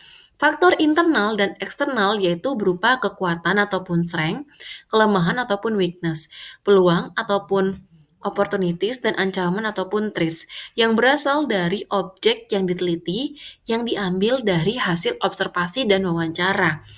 Di mana kekuatan ini kita akan mengidentifikasi faktor-faktor internal yang menjadi kekuatan perusahaan. Ini dapat mencakup aset, sumber daya manusia yang berkualitas maupun teknologi unggulan, merek yang kuat, dan sebagainya macamnya. Kemudian kelemahan, kita akan mengidentifikasi faktor-faktor internal yang menjadi kelemahan perusahaan. Ini dapat mencakup kurangnya sumber daya, proses yang tidak efisien, dan manajemen yang lemah, dan sebagainya. Jadi dalam lingkungan internal ini yang berkaitan. Evaluasi kekuatan dan kelemahan internal secara keseluruhan. Pertimbangkan bagaimana kekuatan dapat dimaksimalkan dan kelemahan dapat diatasi. Evaluasi peluang dan ancaman eksternal secara keseluruhan. Pertimbangkan bagaimana peluang dapat dimanfaatkan dan ancaman ini dapat dihadapi. Yang pertama berkaitan dengan peluang. Identifikasi peluang-peluang eksternal yang tersedia dalam lingkungan bisnis. Ini dapat mencakup perubahan pasar, perkembangan teknologi, bahkan berkaitan dengan kondisi hal-hal lainnya. Kemudian ancaman, identifikasi ancaman-ancaman eksternal yang mungkin mempengaruhi perusahaan. Ancaman dapat berupa persaingan yang meningkat, perubahan regulasi, bahkan perubahan kondisi ekonomi, dan lain-lainnya. Nah, setelah kita mengevaluasi berkaitan dengan analisis lingkungan internal dan eksternalnya, maka akan dilanjutkan dengan membuat matriks IV ataupun internal factor evaluation dan EV external factor evaluation, di mana matriks IV digunakan untuk penilaian dan pembobotan dari faktor internal yang berupa kekuatan dan kelemahan dalam suatu bisnis. Dan EV digunakan untuk memberikan penilaian dan pembobotan dari faktor eksternal yang berupa peluang dan ancaman. Nah, berikan penilaian ataupun skor untuk setiap kekuatan internal. Skala penilaian biasanya berkisar antara 1 hingga 4. Pastikan penilaian objektif dan didasarkan pada bukti yang kuat. Skala skor biasanya berkisar antara 1 sampai dengan 4. Yang skor pertama artinya tidak penting, yang kedua kurang penting, 3 penting, 4 sangat penting. Nah, setelah kita memberikan skor dengan rank 1 sampai dengan 4, setelah itu hitung nilai pembobotan dengan rumus perhitungan sama dengan di mana nilai bobotnya tidak boleh melebihi skor total yaitu 1. Berikut merupakan tabel dari analisis faktor internal ataupun internal factor evaluation. Jadi, ada bobot, rating, dan skor. Rumus untuk menghitung skor IV adalah skor sama dengan bobot kali rating. Jadi, nanti akan dihitung skor untuk setiap faktor kekuatan maupun kelemahannya. Langkah yang sama juga diberikan untuk menghitung EV ataupun external factor evaluation dengan menghitung bobot, rating, dan skor dari peluang serta ancaman pada sebuah bisnis yang dijalankan ataupun sebuah usaha yang dijalankan. Setelah menghitung berapa nilai IV dan EV-nya, maka akan ditentukan penentuan posisi. Penentuan posisi kuadran digunakan untuk melihat posisi suatu usaha dalam matriks. Jadi setelah dihitung IV dan EV-nya, kita akan memasukkan nilai tersebut pada matriks. Nah, pada tayangan ini dapat dilihat ada 9 matriks, yaitu matriks IV dan EV. Jadi ada 1 sampai dengan 9 kuadran. Nanti nilainya ini didapat dari perhitungan nilai IV dan EV-nya. Ketentuan-ketentuan untuk suatu divisi organisasi berada pada sel 1, 2, atau 4 dapat digambarkan sebagai bertumbuh dan membangun ataupun grow and build. Strategi-strategi yang cocok bagi divisi ini adalah strategi intensif seperti market penetration, market development, dan product development, ataupun strategi terintegrasi seperti backward integration, forward integration, dan horizontal integration. Kemudian, untuk divisi yang berada pada sel 3, 5, atau 7, paling baik dikendalikan dengan strategi menjaga dan mempertahankan ataupun hold and maintain. Strategi-strategi yang umum dipakai yaitu strategi market penetration dan product development. Untuk divisi yang berada pada sel 6, 8, atau 9 dapat menggunakan strategi panen ataupun divestasi, harvest, dan divestiture. Perusahaan dianggap paling sukses jika mampu menghasilkan bisnis yang berada pada kuadran sel yang pertama. Jadi dari 9 kuadran tadi itu akan dilihat nilainya berada pada kuadran berapa melalui nilai IV dan EV-nya. Penentuan posisi kuadran juga bisa menggunakan 4 kuadran. Nah, tadi kalau di awal ada sekitar 9 kuadran, namun kita juga bisa menggunakan 4 kuadran. Jadi nilai IV dan EV tadi dimasukkan di kuadran yang 4 ini. Ada kuadran 1, 2, 3, dan 4. Nah, setelah kita menentukan posisi kuadran, maka selanjutnya adalah membuat matriks strategi SWOT. Matriks strategi SWOT dilakukan dengan memadukan faktor kekuatan, kelemahan, peluang, dan ancaman. Terdapat 4 strategi yang dihasilkan dalam matriks SWOT, yaitu strategi SO, Strength Opportunity, WO, Weakness Opportunity, ST, Strength dan Threat, dan WT, Weakness dan Threat. Kuadran 1 yaitu SO, ataupun strategi strength dan opportunities, di mana perusahaan memiliki kekuatan internal untuk memanfaatkan peluang eksternalnya. Strategi ini memaksimalkan kekuatan agar bisa memanfaatkan peluang. Sedangkan kalau di kuadran 2 yaitu strategi WO ataupun kuadran WO yaitu dengan strategi weakness dan opportunity. Perusahaan memiliki kelemahan internal yang harus diatasi dengan memanfaatkan peluang yang ada. Jadi kelemahan di perusahaan dapat diatasi dengan memanfaatkan peluang-peluang yang ada pada perusahaan tersebut. Sedangkan kuadran ketiga yaitu kuadran ST ataupun strategi strength and threats. Perusahaan memiliki kekuatan internal untuk menghadapi ancaman eksternal. Strategi di sini adalah memaksimalkan kekuatan internal untuk menghadapi ancaman. Kemudian di kuadran keempat yaitu kuadran WT ataupun strategi weakness and threat. Perusahaan memiliki kelemahan internal yang harus diatasi untuk menghadapi ancaman eksternal. Strategi di sini adalah mengatasi kelemahan untuk menghadapi berbagai ancaman. Nah, tadi setelah kita tahu berada pada posisi kuadran berapa, maka akan ditentukan strategi SO. Buat strategi di sini yang menggunakan kekuatan untuk memanfaatkan peluang, ataupun strategi WO. Buat strategi di sini yang memanfaatkan peluang dalam mengatasi ancaman. Kemudian buat strategi ST. Buat strategi di sini yang menggunakan kekuatan untuk mengatasi ancaman. Kemudian strategi WT adalah buat strategi di sini yang meminimalkan kelemahan dan juga mengatasi ancaman.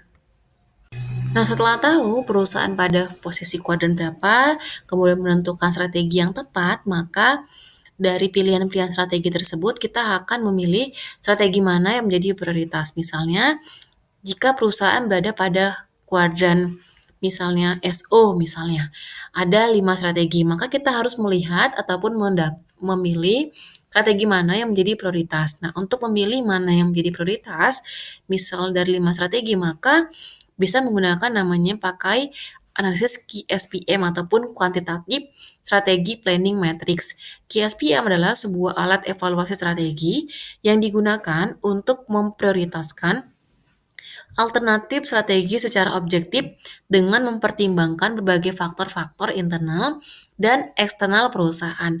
Seringkali berasal dari hasil analisis SWOT untuk menentukan strategi mana yang paling layak dan paling baik untuk dilaksanakan. Perusahaan dapat mengambil keputusan tentang strategi terbaik dan paling cocok yang mereka miliki untuk diterapkan sesuai dengan kondisi internal dan eksternal perusahaan, yaitu setelah melalui tahap input dan pencocokannya. Adapun langkah-langkah penyusunan KSPM yaitu yang pertama membuat daftar peluang dan ancaman serta kekuatan dan kelemahan di kolom kiri KSPM berdasarkan informasi langsung dari matriks EV dan matriks IV-nya. Kemudian yang kedua memberikan bobot pada setiap faktor eksternal dan internal kunci sebagaimana pada matriks EV dan IV. Yang ketiga, memeriksa matriks-matriks pencocokan di tahap kedua dan mengenali berbagai strategi alternatif yang harus dipertimbangkan. Yang keempat, menentukan nilai AS ataupun attractive score yang ditentukan dengan memeriksa faktor eksternal dan internal satu persatu. Cakupan nilai daya tarik adalah 1. Tidak menarik, 2. Sedikit menarik, 3. Cukup menarik, dan 4. Sangat menarik. Jadi nanti akan dipilih strategi mana yang paling menarik untuk dipilih dalam pelaksanaannya.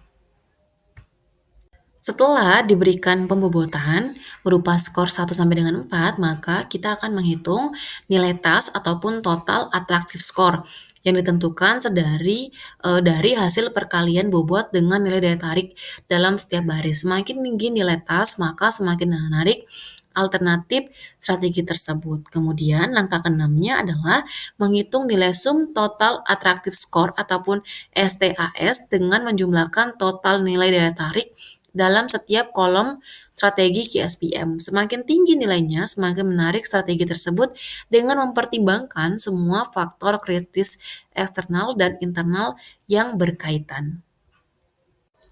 Nah, ini merupakan tabel untuk analisis QSPM. Jadi dapat dilihat di tabel ini ada faktor kunci, ada bobot, ada strategi, yaitu strategi misalnya ada 3 strategi, maka dibuat kolomnya per strategi dan dibuat juga nilai as dan tasnya. Nanti akan dipilih strategi mana yang memberikan nilai tas tertinggi. Maka strategi yang paling memberikan nilai tertinggi itulah yang menjadi prioritas.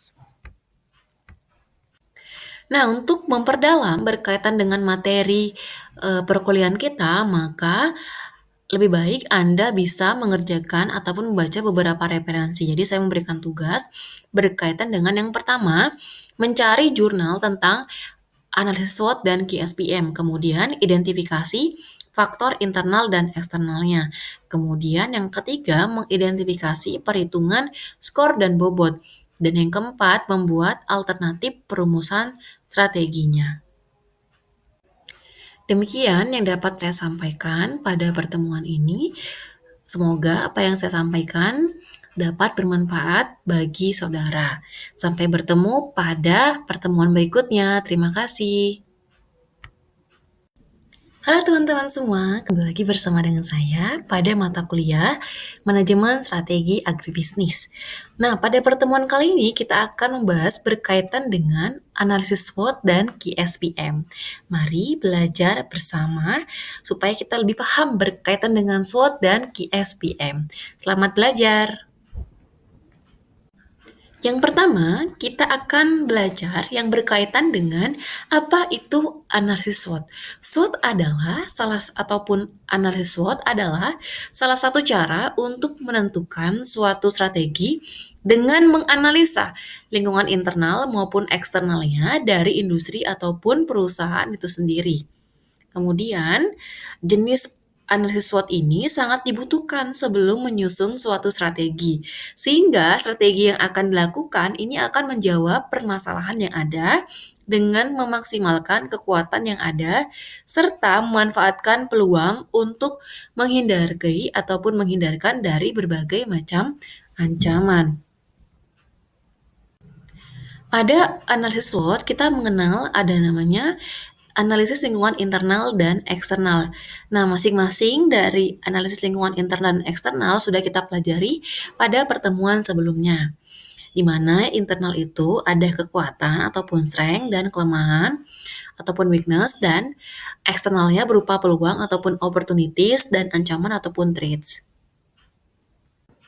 Nah, walaupun kita sudah belajar di pertemuan sebelumnya, namun pada pertemuan kali ini kita akan mengingat kembali apa saja yang termasuk pada lingkungan internal dan eksternal. Meliputi kalau lingkungan internalnya meliputi manajemen, pemasaran, keuangan, produksi ataupun operasi, kemudian penelitian dan pengembangan, bahkan sistem informasi. Sedangkan lingkungan eksternal berkaitan dengan kondisi ekonomi, sosial, budaya, demografi, lingkungan, politik, pemerintahan, teknologi, bahkan berkaitan dengan kompetitor. Ini adalah bagian dari lingkungan eksternal dan internal pada sebuah usaha. Nah, namun pada usaha-usaha tertentu ini perlu diulas kembali ataupun dipertimbangkan kembali yang berkaitan dengan analisis lingkungan ini.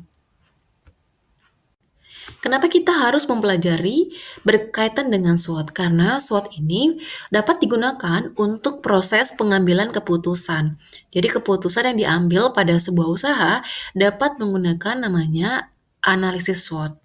Di mana dimulai dari kita mengevaluasi berkaitan dengan kinerja perusahaan.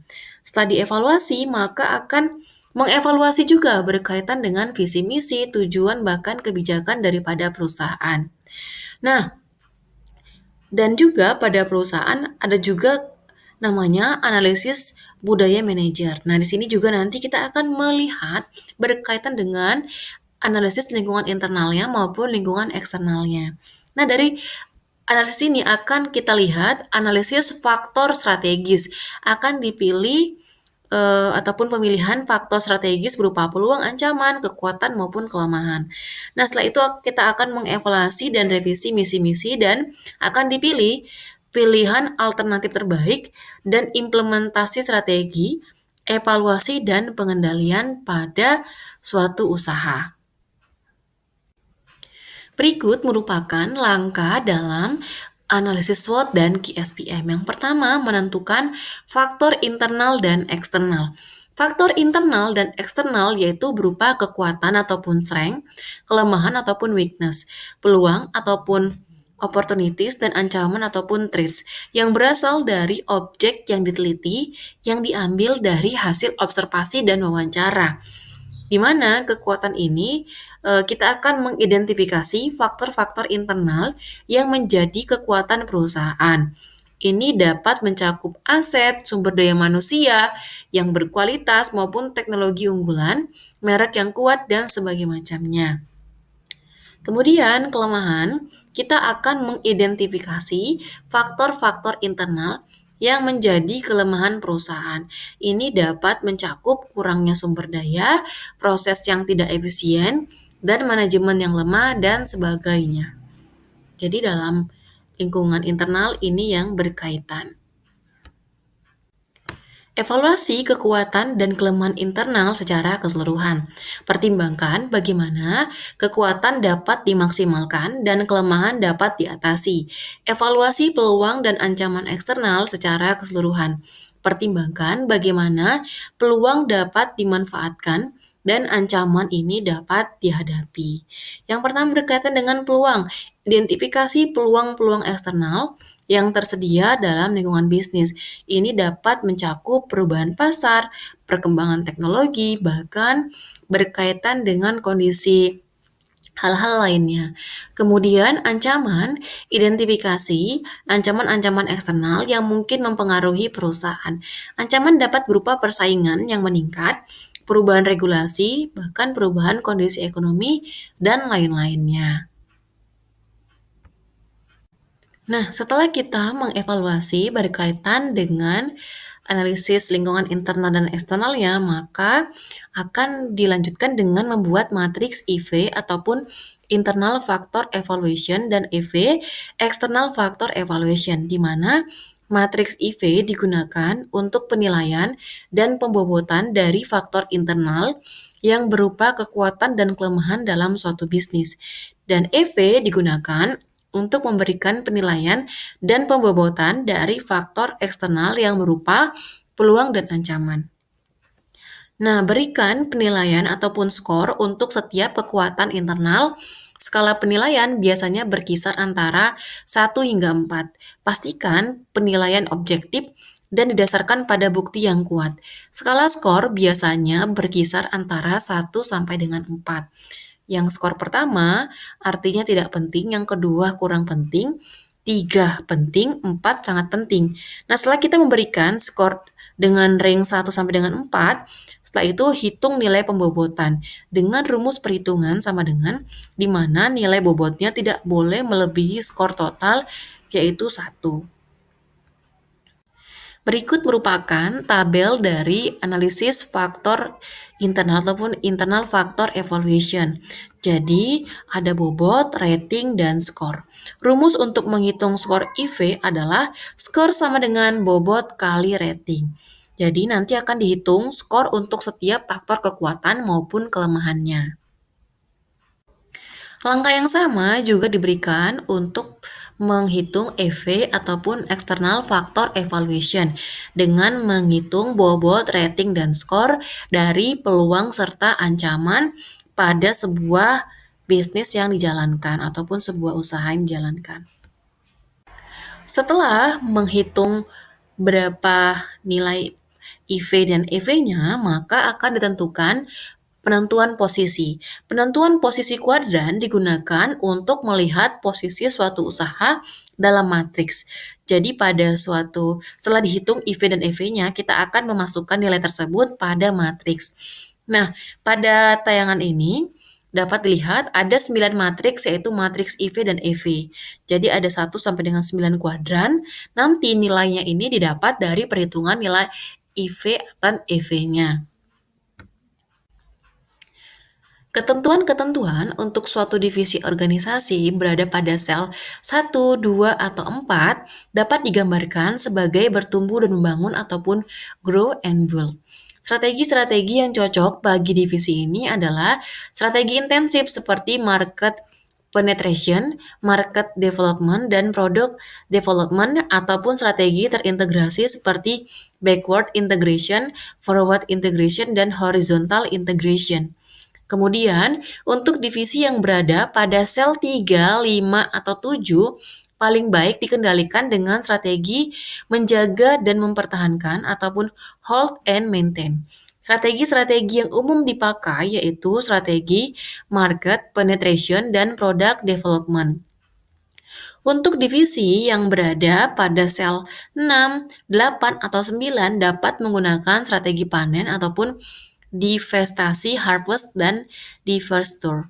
Perusahaan dianggap paling sukses jika mampu menghasilkan bisnis yang berada pada kuadran sel yang pertama. Jadi dari 9 kuadran tadi itu akan dilihat nilainya berada pada kuadran berapa melalui nilai IV dan EV-nya. Penentuan posisi kuadran juga bisa menggunakan 4 kuadran. Nah, tadi kalau di awal ada sekitar 9 kuadran, namun kita juga bisa menggunakan 4 kuadran. Jadi nilai IV dan EV tadi dimasukkan di kuadran yang 4 ini. Ada kuadran 1, 2, 3, dan 4. Nah, setelah kita menentukan posisi kuadran, maka selanjutnya adalah membuat matriks strategi SWOT. Matriks strategi SWOT dilakukan dengan memadukan faktor kekuatan, kelemahan, peluang, dan ancaman. Terdapat 4 strategi yang dihasilkan dalam matriks SWOT, yaitu strategi SO, Strength Opportunity, WO, Weakness Opportunity, ST, Strength dan Threat, dan WT, Weakness dan Threat. Kuadran 1 yaitu SO, ataupun strategi strength dan opportunities, di mana perusahaan memiliki kekuatan internal untuk memanfaatkan peluang eksternalnya. Strategi ini memaksimalkan kekuatan agar bisa memanfaatkan peluang. Sedangkan kalau di kuadran 2 yaitu strategi WO ataupun kuadran WO, yaitu dengan strategi weakness dan opportunity. Perusahaan memiliki kelemahan internal yang harus diatasi dengan memanfaatkan peluang yang ada. Jadi kelemahan di perusahaan dapat diatasi dengan memanfaatkan peluang-peluang yang ada pada perusahaan tersebut. Sedangkan kuadran ketiga yaitu kuadran ST ataupun strategi strength and threats. Perusahaan memiliki kekuatan internal untuk menghadapi ancaman eksternal. Strategi di sini adalah memaksimalkan kekuatan internal untuk menghadapi ancaman. Kemudian di kuadran keempat yaitu kuadran WT ataupun strategi weakness and threat. Perusahaan memiliki kelemahan internal yang harus diatasi untuk menghadapi ancaman eksternal. Strategi di sini adalah mengatasi kelemahan untuk menghadapi berbagai ancaman. Nah, tadi setelah kita tahu berada pada posisi kuadran berapa, maka akan ditentukan strategi SO, buat strategi di sini yang menggunakan kekuatan untuk memanfaatkan peluang, ataupun strategi WO, buat strategi di sini yang memanfaatkan peluang dalam mengatasi ancaman. Kemudian buat strategi ST, buat strategi di sini yang menggunakan kekuatan untuk mengatasi ancaman. Kemudian strategi WT adalah buat strategi di sini yang meminimalkan kelemahan dan juga mengatasi ancaman. Nah, setelah tahu perusahaan pada posisi kuadran berapa, kemudian menentukan strategi yang tepat, maka dari pilihan-pilihan strategi tersebut kita akan memilih strategi mana yang menjadi prioritas. Misalnya, jika perusahaan berada pada kuadran misalnya SO misalnya, ada 5 strategi, maka kita harus melihat ataupun memilih strategi mana yang menjadi prioritas. Nah, untuk memilih mana yang menjadi prioritas, misal dari 5 strategi, maka bisa menggunakan namanya pakai analisis QSPM ataupun Quantitative Strategy Planning Matrix. QSPM adalah sebuah alat evaluasi strategi yang digunakan untuk memprioritaskan alternatif strategi secara objektif dengan mempertimbangkan berbagai faktor-faktor internal dan eksternal perusahaan. Seringkali berasal dari hasil analisis SWOT untuk menentukan strategi mana yang paling layak dan paling baik untuk dilaksanakan. Perusahaan dapat mengambil keputusan tentang strategi terbaik dan paling cocok yang mereka miliki untuk diterapkan sesuai dengan kondisi internal dan eksternal perusahaan, yaitu setelah melalui tahap input dan pencocokannya. Adapun langkah-langkah penyusunan KSPM yaitu yang pertama membuat daftar peluang dan ancaman serta kekuatan dan kelemahan di kolom kiri KSPM berdasarkan informasi langsung dari matriks EV dan matriks IV-nya. Kemudian yang kedua memberikan bobot pada setiap faktor eksternal dan internal kunci sebagaimana pada matriks EV dan IV. Yang ketiga, memeriksa matriks-matriks pencocokan di tahap kedua dan mengenali berbagai strategi alternatif yang harus dipertimbangkan. Yang keempat, menentukan nilai AS ataupun attractive score yang ditentukan dengan memeriksa faktor eksternal dan internal satu persatu. Cakupan nilai daya tarik adalah 1. Tidak menarik, 2. Sedikit menarik, 3. Cukup menarik, dan 4. Sangat menarik. Jadi nanti akan dipilih strategi mana yang paling menarik untuk dipilih dalam pelaksanaannya. Setelah diberikan pembobotan berupa skor 1 sampai dengan 4, maka kita akan menghitung nilai TAS ataupun total attractive score yang ditentukan dari hasil perkalian bobot dengan nilai daya tarik dalam setiap baris. Semakin tinggi nilai TAS, maka semakin menarik alternatif strategi tersebut. Kemudian langkah keenamnya adalah menghitung nilai sum total attractive score ataupun STAS dengan menjumlahkan total nilai daya tarik dalam setiap kolom strategi KSPM. Semakin tinggi nilainya, semakin menarik strategi tersebut dengan mempertimbangkan semua faktor kritis eksternal dan internal yang berkaitan. Nah, ini merupakan tabel untuk analisis KSPM. Jadi dapat dilihat di tabel ini ada faktor kunci, ada bobot, ada strategi, yaitu strategi misalnya ada 3 strategi, maka dibuat kolomnya per strategi dan dibuat juga nilai AS dan TAS-nya. Nanti akan dipilih strategi mana yang memberikan nilai TAS tertinggi, maka strategi yang paling memberikan nilai tertinggi itulah yang menjadi prioritas. Nah, untuk memperdalam berkaitan dengan materi perkuliahan kita, maka lebih baik Anda bisa mengerjakan ataupun membaca beberapa referensi. Jadi saya memberikan tugas berkaitan dengan yang pertama, mencari jurnal tentang analisis SWOT dan KSPM. Kemudian identifikasi faktor internal dan eksternalnya. Kemudian yang ketiga, mengidentifikasi perhitungan skor dan bobot. Dan yang keempat, membuat alternatif perumusan strateginya. Demikian yang dapat saya sampaikan pada pertemuan ini. Semoga apa yang saya sampaikan dapat bermanfaat bagi saudara. Sampai bertemu pada pertemuan berikutnya. Terima kasih. Halo teman-teman semua, selamat datang pada mata kuliah Manajemen Strategi Agribisnis. Pada pertemuan kali ini kita akan membahas berkaitan dengan analisis hierarki proses ataupun biasa dikenal dengan singkatan AHP. Mari belajar bersama dengan saya dalam mata kuliah Manajemen Strategi Agribisnis. Selamat belajar! Sebelum kita belajar lebih dalam berkaitan dengan analisis AHP, maka kita akan mempelajari terlebih dahulu tentang latar belakangnya. AHP dikenalkan oleh Thomas Hattie di Amerika pada tahun 1970-an, di mana untuk membantu perencanaan militer dalam menghadapi berbagai skenario kemungkinan ataupun contingency planningnya. Namun dalam perkembangannya, AHP tidak hanya dimanfaatkan oleh pihak pemerintah, tetapi juga meluas ke kalangan organisasi bisnis dan non-bisnis. Jadi AHP ini sudah ditemukan pada tahun 1970-an. Kemudian kita belajar berkaitan dengan definisi dari AHP. Analitik hierarki proses ataupun AHP adalah skema dasar dalam menentukan pengambilan keputusan. AHP dirancang untuk menentukan keputusan yang terbaik secara masuk akal dan intuitif, serta alternatif keputusan yang lain dipertimbangkan dengan memperhatikan beberapa kriteria.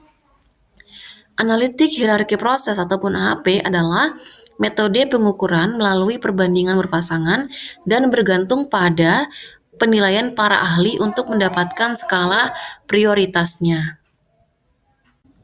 Adapun tujuan dari AHP adalah yang pertama menghasilkan prioritas ataupun peringkat yang akurat berdasarkan perbandingan antar elemen. Yang kedua, memastikan adanya konsistensi dalam penilaian yang diberikan oleh pengambil keputusan. Yang ketiga, memfasilitasi diskusi dan konsensus antara pemangku kepentingan dalam pengambilan keputusan kelompok. AHP membantu pengambil keputusan untuk secara objektif dan rasional mengevaluasi alternatif berdasarkan berbagai kriteria yang ditetapkan sebelumnya. Berikut merupakan langkah-langkah dalam metode AHP.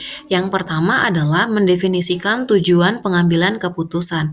Langkah pertama adalah mendefinisikan tujuan ataupun juga masalah yang akan diselesaikan. Tujuan ini akan menjadi dasar dari seluruh proses AHP. Misalnya, jika tujuannya adalah membangun fasilitas umum, maka tujuan ini ditempatkan pada level tertinggi dalam hierarki yang telah dibuat. Kemudian, yang kedua, menyusun struktur hierarki keputusan. Setelah tujuan ditetapkan, struktur hierarki dibuat untuk memetakan kriteria dan alternatif. Level hierarki terdiri atas yang pertama, level 1 yaitu tujuan. Contohnya adalah membangun fasilitas umum. Level kedua adalah kriteria yang mempengaruhi keputusan. Misalnya, contohnya adalah dalam memilih fasilitas umum dilihat manfaatnya, perawatannya, bahkan partisipasi daripada masyarakat. Dan level ketiga, alternatif yang akan dipilih misalnya apakah fasilitas umum yang akan dibangun, apakah jalan, taman, bahkan pasar. Itu nanti akan dipilih dari berbagai alternatif ini. Yang ketiga, langkah selanjutnya adalah menyusun matriks berpasangan. Setiap elemen pada satu level hierarki dibandingkan berpasangan berdasarkan kepentingan relatif terhadap kriteria di level yang lebih penting. Jadi nanti akan diberikan skor 1 sampai dengan 9 sesuai dengan tingkat kepentingan dari masing-masing pilihan tersebut. Kemudian yang keempat adalah menormalkan matriks perbandingan berpasangan. Setelah matriks perbandingan berpasangan disusun, setiap elemen dalam kelompok dibagi dengan jumlah kolomnya untuk menormalkan matriks. Normal dilakukan dengan rumus sebagai berikut yang dapat dilihat pada tampilan layar berikut ini. Langkah kelima yang dilakukan pada metode AHP ini adalah menghitung bobot relatif ataupun prioritas lokal. Setelah matriks dinormalisasi, rata-rata setiap baris dihitung untuk mendapatkan bobot relatif ataupun juga prioritas lokal setiap kriteria. Adapun rumus bobot relatif dapat dilihat pada layar berikut ini. Bobot relatif ini menunjukkan kepentingan relatif dari setiap kriteria ataupun alternatif terhadap tujuannya. Langkah keenam adalah mengukur konsistensi dengan menghitung rasio konsistensi ataupun CR-nya. AP mengukur konsistensi keputusan melalui rasio konsistensi ataupun CR untuk memastikan bahwa perbandingan berpasangan logis dan tidak bertentangan. Adapun langkah-langkah dalam menghitung CR adalah dapat dilihat pada rumus berikut ini. Nah, menghitung rasio konsistensi dapat dilihat dengan rumus yaitu CR adalah perbandingan antara CI dan indeks acak ataupun RI yang merupakan nilai acuan yang didasarkan pada ukuran matriks. Rumus CR adalah sebagai berikut. Jika CR lebih kecil daripada 0,1, maka matriks perbandingan dianggap konsisten. Dan jika CR lebih besar daripada 0,1, maka perbandingan harus diperbaiki. Langkah terakhir dalam metode AHP adalah menghitung peringkat akhir alternatif. Setelah bobot untuk setiap kriteria dan alternatif dihitung, maka nilai akhir untuk setiap alternatif dihitung dengan menjumlahkan hasil perkalian antara bobot kriteria dan bobot alternatif untuk masing-masing kriteria. Adapun rumus perhitungan peringkat akhir dapat dilihat sebagai berikut. Alternatif dengan nilai tertinggi dianggap sebagai pilihan terbaik. Jadi ini merupakan langkah terakhir dalam metode AHP. Jadi nanti setelah diberikan perhitungan, maka akan dipilih pilihan mana yang terbaik sesuai dengan perhitungan dengan metode AHP. Demikian yang dapat saya sampaikan. Hierarki proses ataupun HP adalah skema dasar dalam menentukan pengambilan keputusan. AHP dirancang untuk menentukan keputusan yang terbaik secara masuk akal dan intuitif, serta alternatif keputusan yang lain dipertimbangkan dengan memperhatikan beberapa kriteria.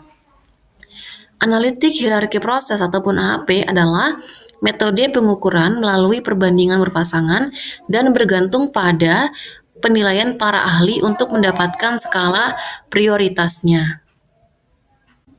Adapun tujuan dari AHP adalah yang pertama menghasilkan prioritas ataupun peringkat yang akurat berdasarkan perbandingan antar elemen. Yang kedua, memastikan adanya konsistensi dalam penilaian yang diberikan oleh pengambil keputusan. Yang ketiga, memfasilitasi diskusi dan konsensus antara pemangku kepentingan dalam pengambilan keputusan kelompok. AHP membantu pengambil keputusan untuk secara objektif dan rasional mengevaluasi alternatif berdasarkan berbagai kriteria yang ditetapkan sebelumnya. Berikut merupakan langkah-langkah dalam metode AHP. Yang pertama adalah mendefinisikan tujuan pengambilan keputusan. Langkah pertama adalah mendefinisikan tujuan ataupun juga masalah yang akan diselesaikan. Tujuan ini akan menjadi dasar dari seluruh proses AHP. Misalnya, jika tujuannya adalah membangun fasilitas umum, maka tujuan ini ditempatkan pada level tertinggi dalam hierarki yang telah dibuat. Kemudian, yang kedua, menyusun struktur hierarki keputusan. Setelah tujuan ditetapkan, struktur hierarki dibuat untuk memetakan kriteria dan alternatif. Level hierarki terdiri atas yang pertama, level 1 yaitu tujuan. Contohnya adalah membangun fasilitas umum. Level kedua adalah kriteria yang mempengaruhi keputusan. Misalnya, contohnya adalah dalam memilih fasilitas umum dilihat manfaatnya, perawatannya, bahkan partisipasi daripada masyarakat. Dan level ketiga, alternatif yang akan dipilih misalnya apakah fasilitas umum yang akan dibangun, apakah jalan, taman, bahkan pasar. Itu nanti akan dipilih dari berbagai alternatif ini. Yang ketiga, langkah selanjutnya adalah menyusun matriks berpasangan. Setiap elemen pada satu level hierarki dibandingkan berpasangan berdasarkan kepentingan relatif terhadap kriteria di level yang lebih penting. Jadi nanti akan diberikan skor 1 sampai dengan 9 sesuai dengan tingkat kepentingan dari masing-masing pilihan tersebut. Kemudian yang keempat adalah menormalkan matriks perbandingan berpasangan. Setelah matriks perbandingan berpasangan disusun, setiap elemen dalam kelompok dibagi dengan jumlah kolomnya untuk menormalkan matriks. Normal dilakukan dengan rumus sebagai berikut yang dapat dilihat pada tampilan layar berikut ini. Langkah kelima yang dilakukan pada metode AHP ini adalah menghitung bobot relatif ataupun prioritas lokal. Setelah matriks dinormalisasi, rata-rata setiap baris dihitung untuk mendapatkan bobot relatif ataupun juga prioritas lokal setiap kriteria. Adapun rumus bobot relatif dapat dilihat pada layar berikut ini. Bobot relatif ini menunjukkan kepentingan relatif dari setiap kriteria ataupun alternatif terhadap tujuannya. Langkah keenam adalah mengukur konsistensi dengan menghitung rasio konsistensi ataupun CR-nya. AHP mengukur konsistensi keputusan melalui rasio konsistensi ataupun CR untuk memastikan bahwa perbandingan berpasangan logis dan tidak bertentangan. Adapun langkah-langkah dalam menghitung CR adalah dapat dilihat pada rumus berikut ini. Nah, menghitung rasio konsistensi dapat dilihat dengan rumus, yaitu CR adalah perbandingan antara CI dan indeks acak ataupun RI yang merupakan nilai acuan yang didasarkan pada ukuran matriks. Rumus CR adalah sebagai berikut. Jika CR lebih kecil daripada 0,1, maka matriks perbandingan dianggap konsisten. Dan jika CR lebih besar daripada 0,1, maka perbandingan harus diperbaiki. Langkah terakhir dalam metode AHP adalah menghitung peringkat akhir alternatif. Setelah bobot untuk setiap kriteria dan alternatif dihitung, maka nilai akhir untuk setiap alternatif dihitung dengan menjumlahkan hasil perkalian antara bobot kriteria dan bobot alternatif untuk masing-masing kriteria. Adapun rumus perhitungan peringkat akhir dapat dilihat sebagai berikut.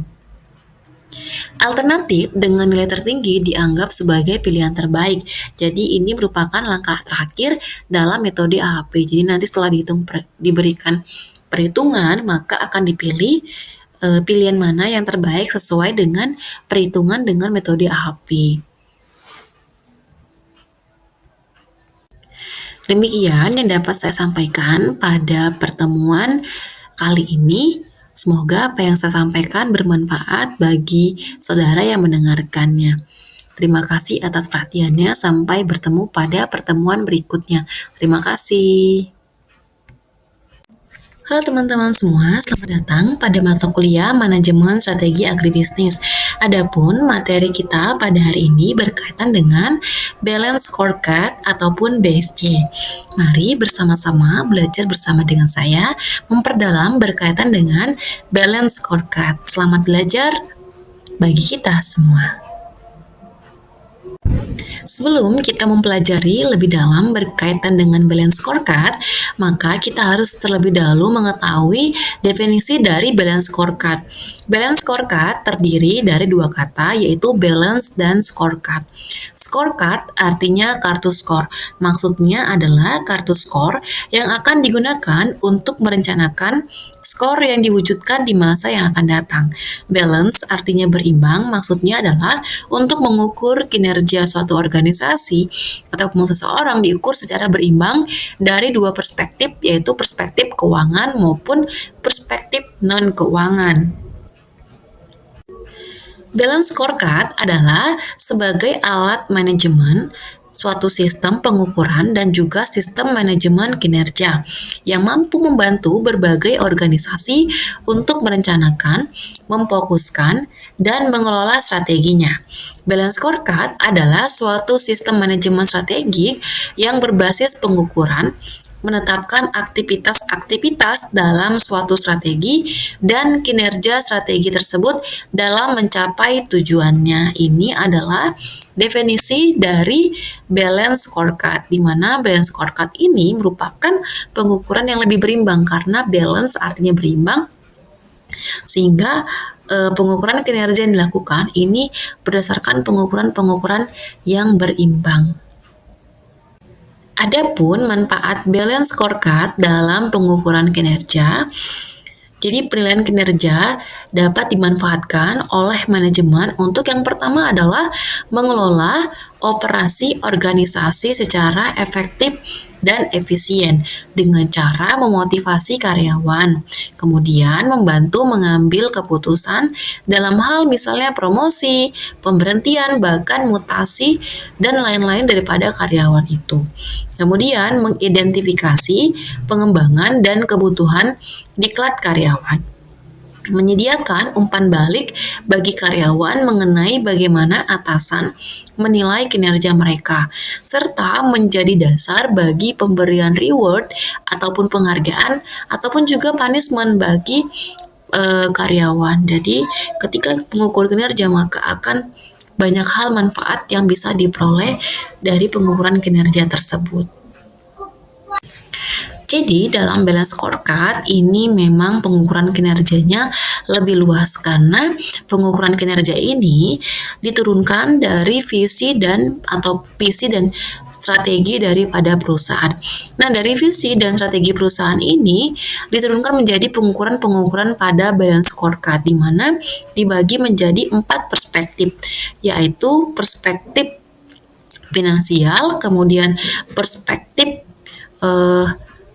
pelanggan, kemudian perspektif proses bisnis internal, dan juga perspektif pembelajaran dan pertumbuhan, di mana dalam pengukuran ini harus bersifat objektif, measure, target, dan inisiatif. Jadi dalam balance scorecard, pengukurannya ini disesuaikan dengan visi dan strategi daripada perusahaan, sehingga pengukuran ataupun indikator-indikator penilaian pada perusahaan yang satu tentunya akan berbeda dengan perusahaan yang lainnya, sesuaikan dengan kondisi perusahaan yang diukur tersebut. Pertanyaan selanjutnya adalah bagaimana cara dan tahapan dalam menyusun balance scorecard. Adapun tahapannya meliputi sebagai berikut ini. Seperti yang telah saya singgung di awal tadi, bahwa dalam balance scorecard terdapat 4 perspektif, yaitu ada beberapa perspektif dalam balance scorecard ini. Ya, perspektif yang pertama ataupun pengukuran balance scorecard ini menggunakan perspektif finansial. Misalnya hasil keuangan seperti apa yang diharapkan oleh pihak manajemen. Kemudian perspektif pelanggan, bagaimana memenuhi kebutuhan pelanggan organisasi. Kemudian perspektif yang ketiga yaitu perspektif proses bisnis internal, yaitu proses kerja kunci yang harus dilakukan untuk meningkatkan kontribusi dari lembaga. Kemudian, perspektif pembelajaran dan pertumbuhan, bagaimana mutu sumber daya manusia, organisasi, IT, dan anggaran keuangan pada perusahaan. Sehingga ini merupakan pengukuran-pengukuran dalam balance scorecard yang perlu untuk dipelajari lebih lanjut dan lebih dalam lagi.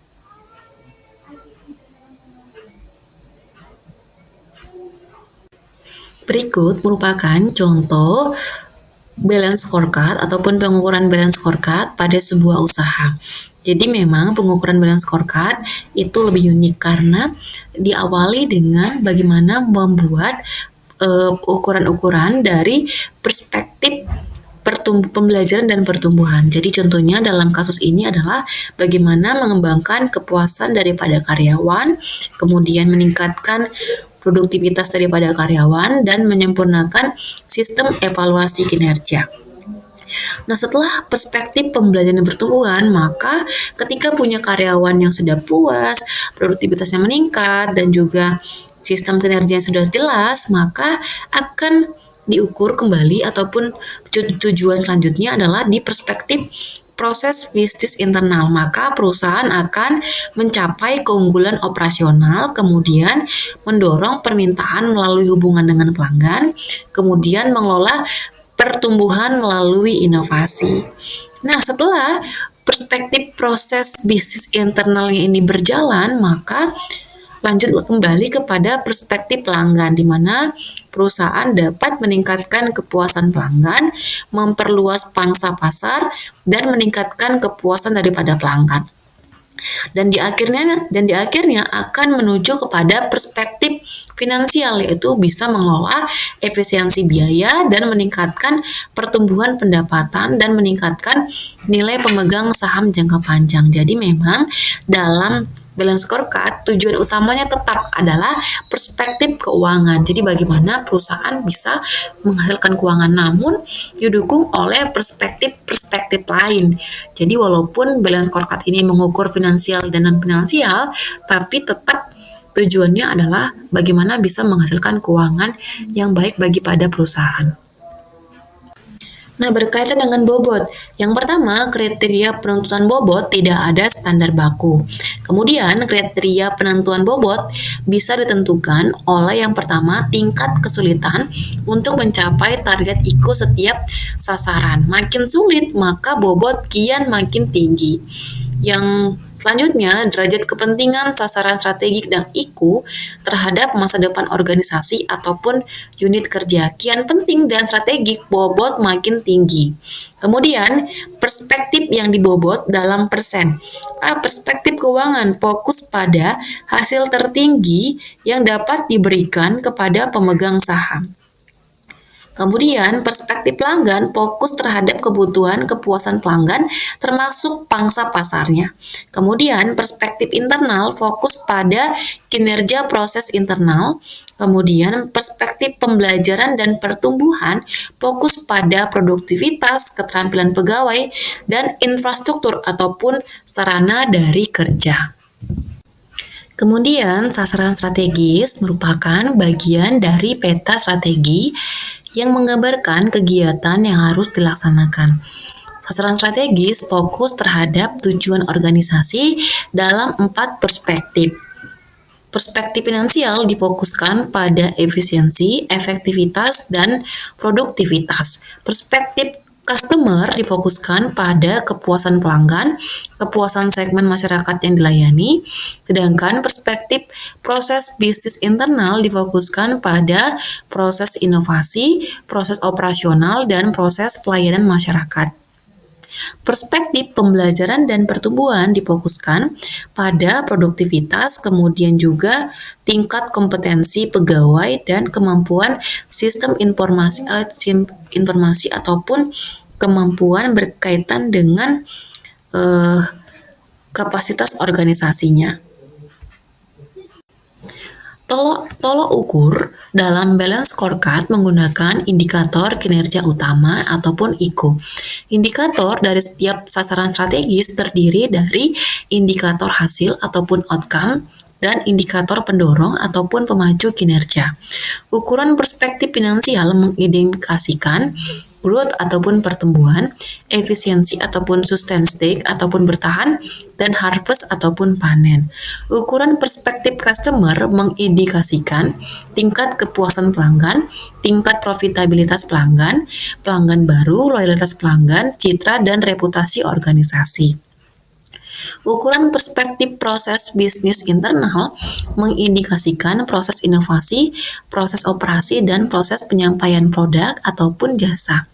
Perspektif pembelajaran dan pertumbuhan mengindikasikan tingkat produktivitas, tingkat kepuasan pegawai, bahkan kemampuan dari sistem informasi.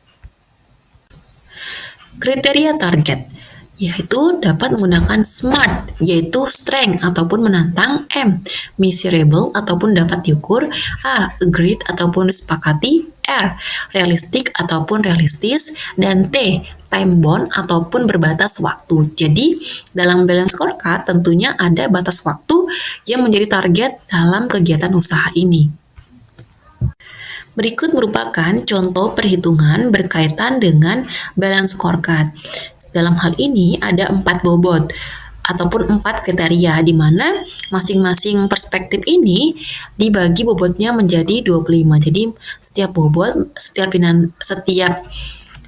perspektif mendapatkan bobot 25, di mana yang pertama bobot dari perspektif finansial. Adapun strategisnya adalah ataupun sasaran strategis berkaitan dengan meningkatkan nilai pemegang saham dalam jangka panjang, meningkatkan pertumbuhan pendapatan, mengelola efisiensi biaya. Nah, dalam hal ini terdapat profitabilitas, pertumbuhan profitabilitas, pendapatan, pertumbuhan pendapatan, di mana targetnya 50 miliar, 10 dan 10% dan 500 miliar dan pertumbuhannya 12%. Kemudian dari perspektif customer, bobotnya 25, di mana sasaran strategisnya meningkatkan kepuasan pelanggan dengan indeks kepuasan pelanggan targetnya adalah 8. Kemudian memperluas pangsa pasar per produk yaitu IQ-nya yaitu dalam persen adalah 40%. Sedangkan akuisisi pelanggan ataupun presentasi pelanggan loyal IQ-nya targetnya adalah 50%. Kemudian perspektif proses bisnis internal, sasaran strategisnya adalah mencapai keunggulan operasional dengan IQ-nya jumlah produk cacat, yaitu targetnya 100 per 1 juta unit. Kemudian mendorong permintaan melalui hubungan pelanggan, yaitu dengan menghitung IQ-nya, waktu respon permintaan pelanggan maksimal 24 jam, jumlah pertemuan dengan pelanggan 6 kali per tahun. Kemudian mengelola pertumbuhan melalui inovasi, jumlah produk baru yang diluncurkan, kemudian jumlah inisiatif baru untuk kompetitif, yaitu 2 produk dalam 1 tahun dan 10. Kemudian perspektif pembelajaran dan pertumbuhan mendapatkan bobot 25, di mana sasaran strategisnya berupa mengembangkan kepuasan karyawan dengan indeks kepuasan karyawan targetnya adalah 8, meningkatkan produktivitas karyawan dengan IQ-nya pendapatan penjualan per karyawan yaitu dalam rupiah, dan menyempurnakan indeks berkaitan dengan kinerja karyawan. Berikut merupakan hasil perhitungan. Didapat target, kemudian hasil, kemudian diperoleh nilai skornya. Nah, ini adalah bagian dari skor dari balance scorecard ini. Nah, dari hasil perhitungan secara keseluruhan, organisasi memperoleh skor yaitu 97,68, yang berarti kinerja berada pada kategori sangat baik. Namun, untuk lebih optimal, organisasi masih perlu memperhatikan berkaitan dengan meningkatkan kepuasan pelanggan dan loyalitasnya, mempercepat respon layanan, dan berkaitan dengan kinerja daripada karyawannya. Demikian yang dapat saya sampaikan dalam pertemuan kali ini. Semoga materi yang saya sampaikan dapat menambah pengetahuan bagi saudara-saudari yang mendengarkannya. Demikian yang dapat saya sampaikan. Terima kasih atas perhatiannya. Sampai jumpa.